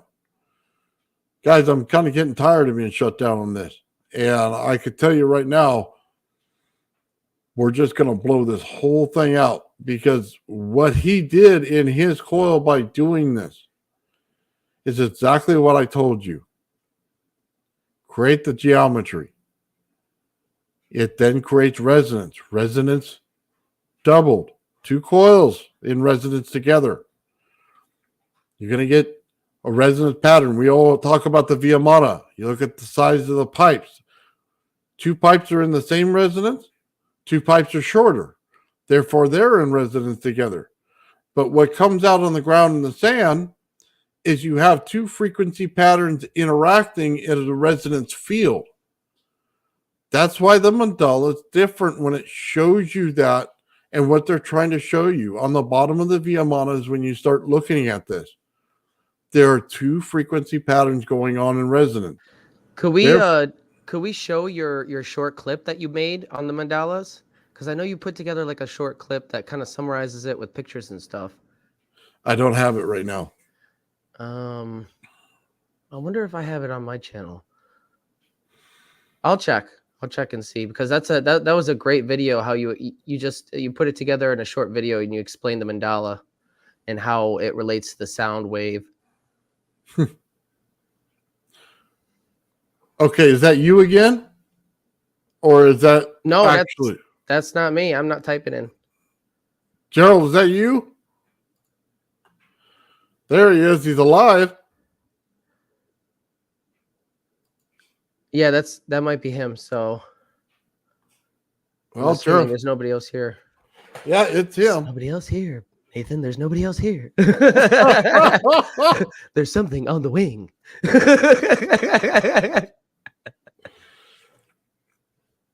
Oh, well, it's good to hear from you, Gerald. Yeah. Yeah, at least we have a line of communication with him.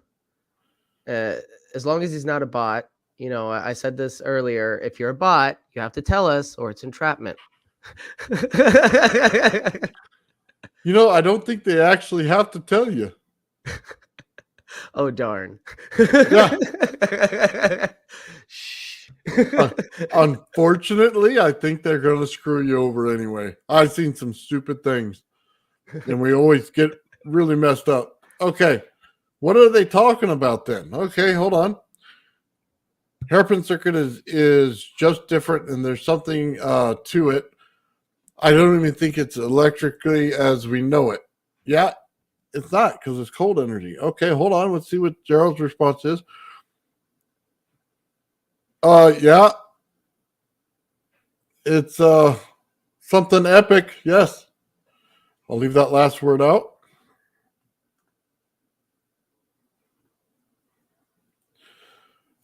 Oh man, we got a lot going on here, guys. All right, well, let's see. No, I don't have his phone number, unfortunately, or else I would have called him already.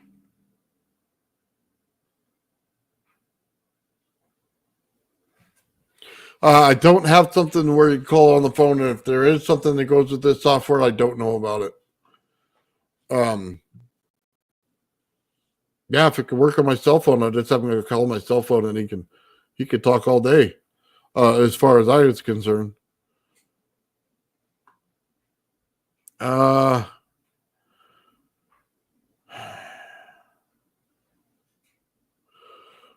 Okay, well, let's kind of get back to what I was talking about. Now I got to clear my head and find out where I was.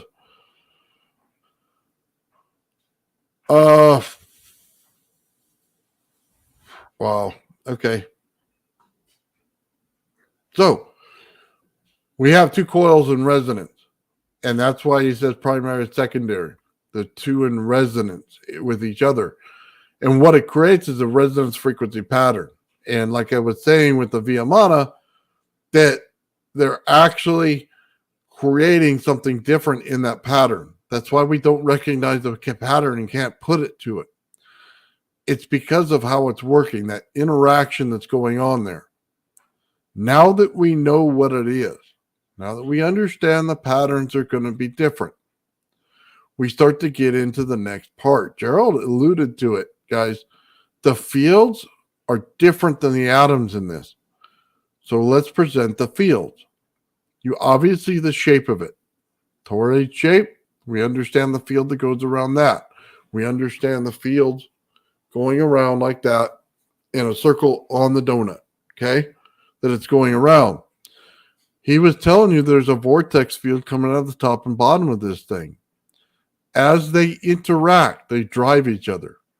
So think of a field driving this way and a gear. The gear on the outside would now be driving around. So as this one turns, This one starts to turn. Now you're having two gears in there. If you could think about it in that simple way, you'll understand the energy flow of the field. You got gearing, it's moving one to the next and pushing it and turning it. Now you have a vortex flow in both directions, top and bottom, and you have a flow in the center. Not much different than gearing, okay? We've all seen a Chevy rear end and how it works with the rack and pinion. So just start thinking of that. One gear moves the other. So anyway, let's just understand that. And then now you understand that there's a vortex in the center going in both directions. One's to the right, one's to the left, while the center rotates in one direction. Now we can understand that that's there. We know that there's frequency patterns in there. How does that tie into the next thing? It ties in because now you're getting scaling inside of it. When you create anything that works in a field, you're going to get multiple fields and different strength. Higher in the center, less on the outside. As you get to that, it's also going to take on where the field connects to the vortex. Every time the field connects to the vortex, you're going to get a manipulation of that field.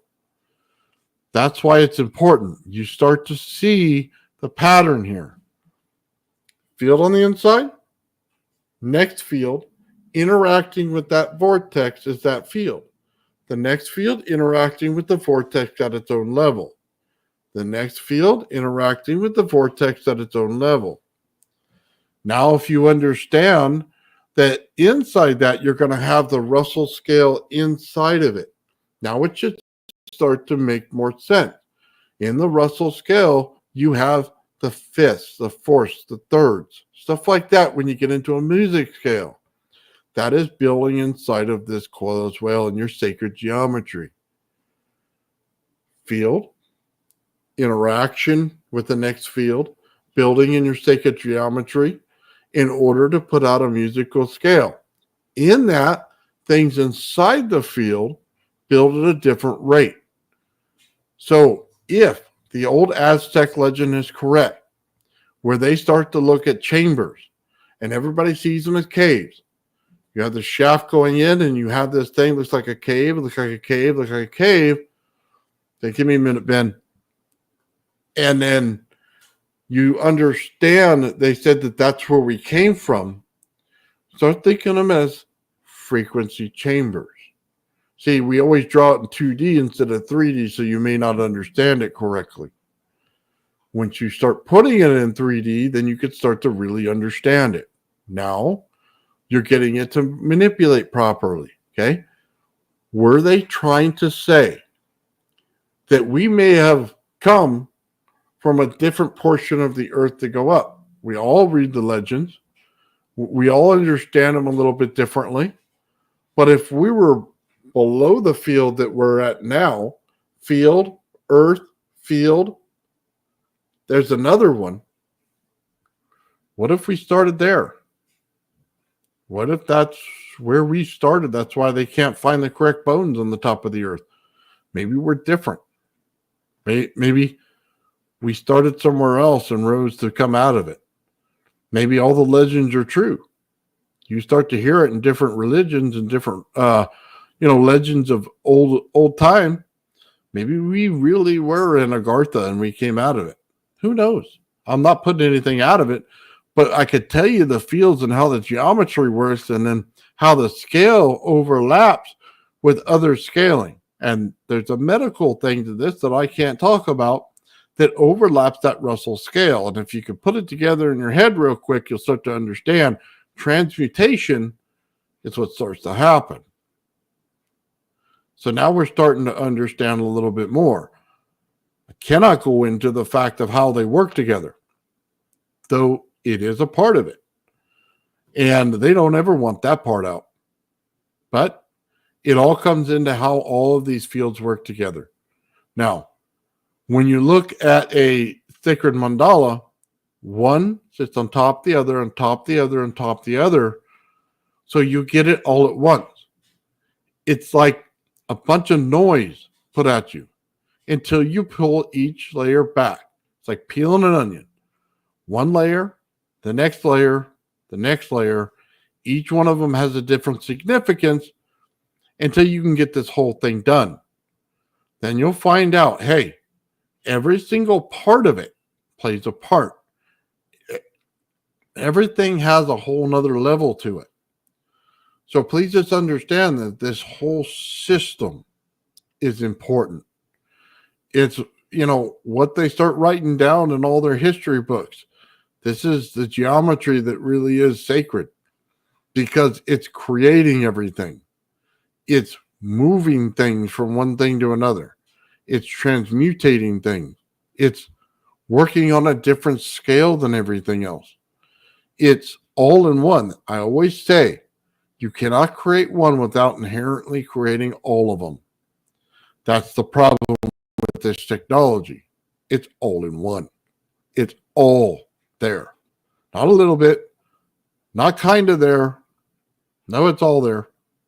It's 100% there. This is not something that they would ever want out. And that's probably why they're stopping Gerald and all of it.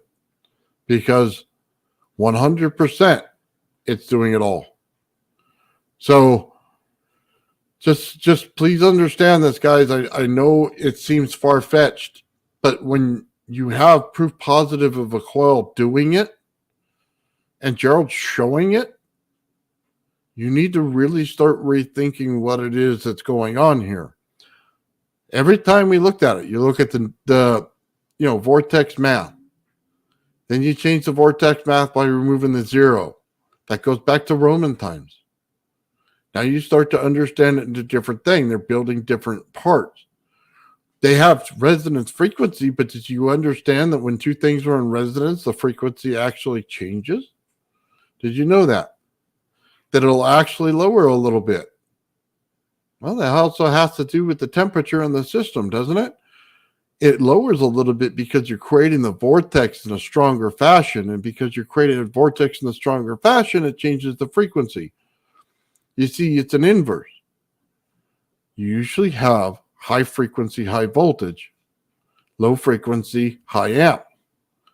In the cold system, it's different. Low frequency, high voltage. Very, very low amps. That's one of the biggest things. It doesn't heat up. You say, well, what about hysteresis? Well, you're not getting a hysteresis loss here. That's the thing. The heat is to guide it, which means the loss in the system is so minimal. It would be one of those things in math that say negligible and throw it out. Well, it's just used to move the energy in the right way. So when you create heat on the outside, cold on the inside, understand this. Heat, cold, right? Now I created a direction for the heat to go, the cold to go, right? Now I'm creating rotation just based on that one element. The hot to cold ratio is creating that field flow. Now you can understand, what if I run it in reverse? I run it in traditional, I always say over the top. What if I run it in unconventional and run it underneath? Well, that changes the direction, right? So when I change that direction, now I've created a north and south pole.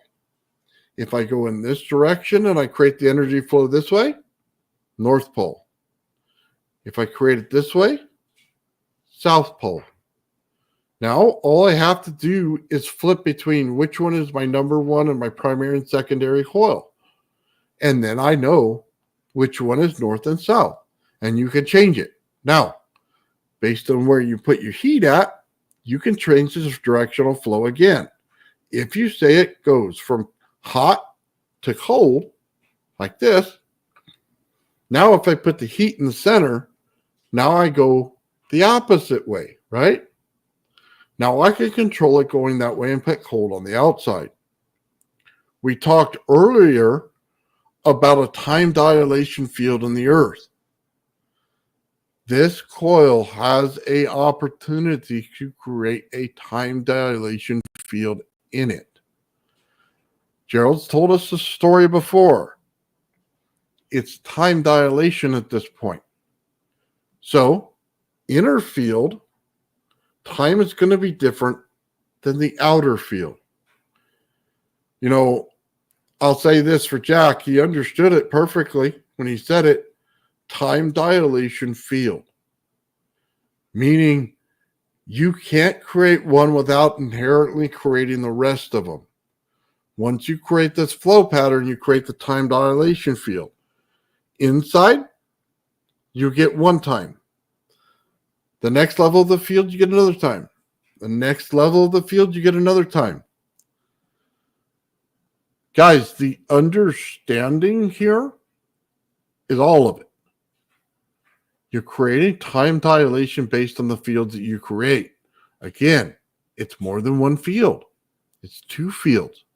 It requires two fields because remember what I said. Rotation of this field and the rotation of this field, and at every level where this field breaks out into another level of that field, you're going to get this field interacting with it. So it's going to flow back with that field. Two fields create this. That's why I tell you, you can take a Tesla coil, create one field. You could take static electricity or scalar and create the second field. One field holds in the other field. That's what Gerald can do with this coil. It's creating something so different that we don't recognize it right away. It takes a lot of research in order to find it. But these things are scattered because they don't realize that they go one into the next. Guys, that's what I'm trying to say here. One thing goes into the next thing that goes into the next thing. They're all interconnected. That's why you can't create one without inherently creating all the rest. That's why it's so important. That's why they're trying to shut them down in understanding this thing. If you have something that's oscillating and then it continues to oscillate the MOSFETs afterwards, you're creating a system that's almost in perfect resonance. So sacred geometry has been created here in order to make every single part of it fit together. So where do we go from here? Well, we'll have to find out, aren't we? Once we all have one, we can all figure it out. We can all document it. Physics is almost there. Once they start doing the math on this thing, instead of trying to fight it, we're going to get somewhere. So anyway, guys, I don't know what else to say. I mean, we can wait a little while more for Gerald to come out, but I think his thing is done. So Gerald, if you're out there in the chat, let us know that, what's going on or anything. But I don't have any emails or anything else, guys. So, guys, it's already out there. I've already explained it. Good luck patenting it. Because the last thing I could tell you is exactly how that wire forms. And until Gerald tells me it's okay, the answer is no, I won't put it out. So, we'll find out from the boss himself. But all the understanding is out there. So there's no patent here, guys. It's all part of the culture now. Now you understand. Now you can put the system together. Now you can understand it and you can get through it. So that's pretty much it. Unless somebody else has got something on this or Joe comes back, I think we're pretty much done for the day. Unfortunately, because I'd like a lot more of what he's saying, because he's got tons of information on it. So, yeah, we'll find out. I mean, it's all there, guys. It's a lot different system than what everybody thought it was. So, all right, I'm sorry it went badly, guys. Hopefully it'll be better next time. I'll try to get some pre-recorded stuff from Gerald. And we'll get it out there. If I can't get the pre-recorded stuff, I'll just make the video myself.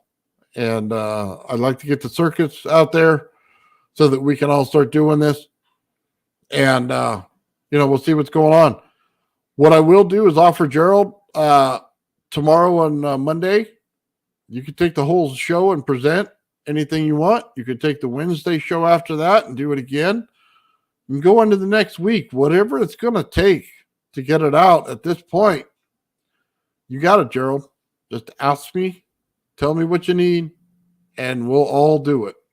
And I think that's pretty awesome. Guys, let's give it up for Gerald. Dude, we're all here for you, man. Just let us know what's going on and what you need done, and we'll all put it out. So thanks, Gerald. I appreciate it. So, all right, guys, have a great day.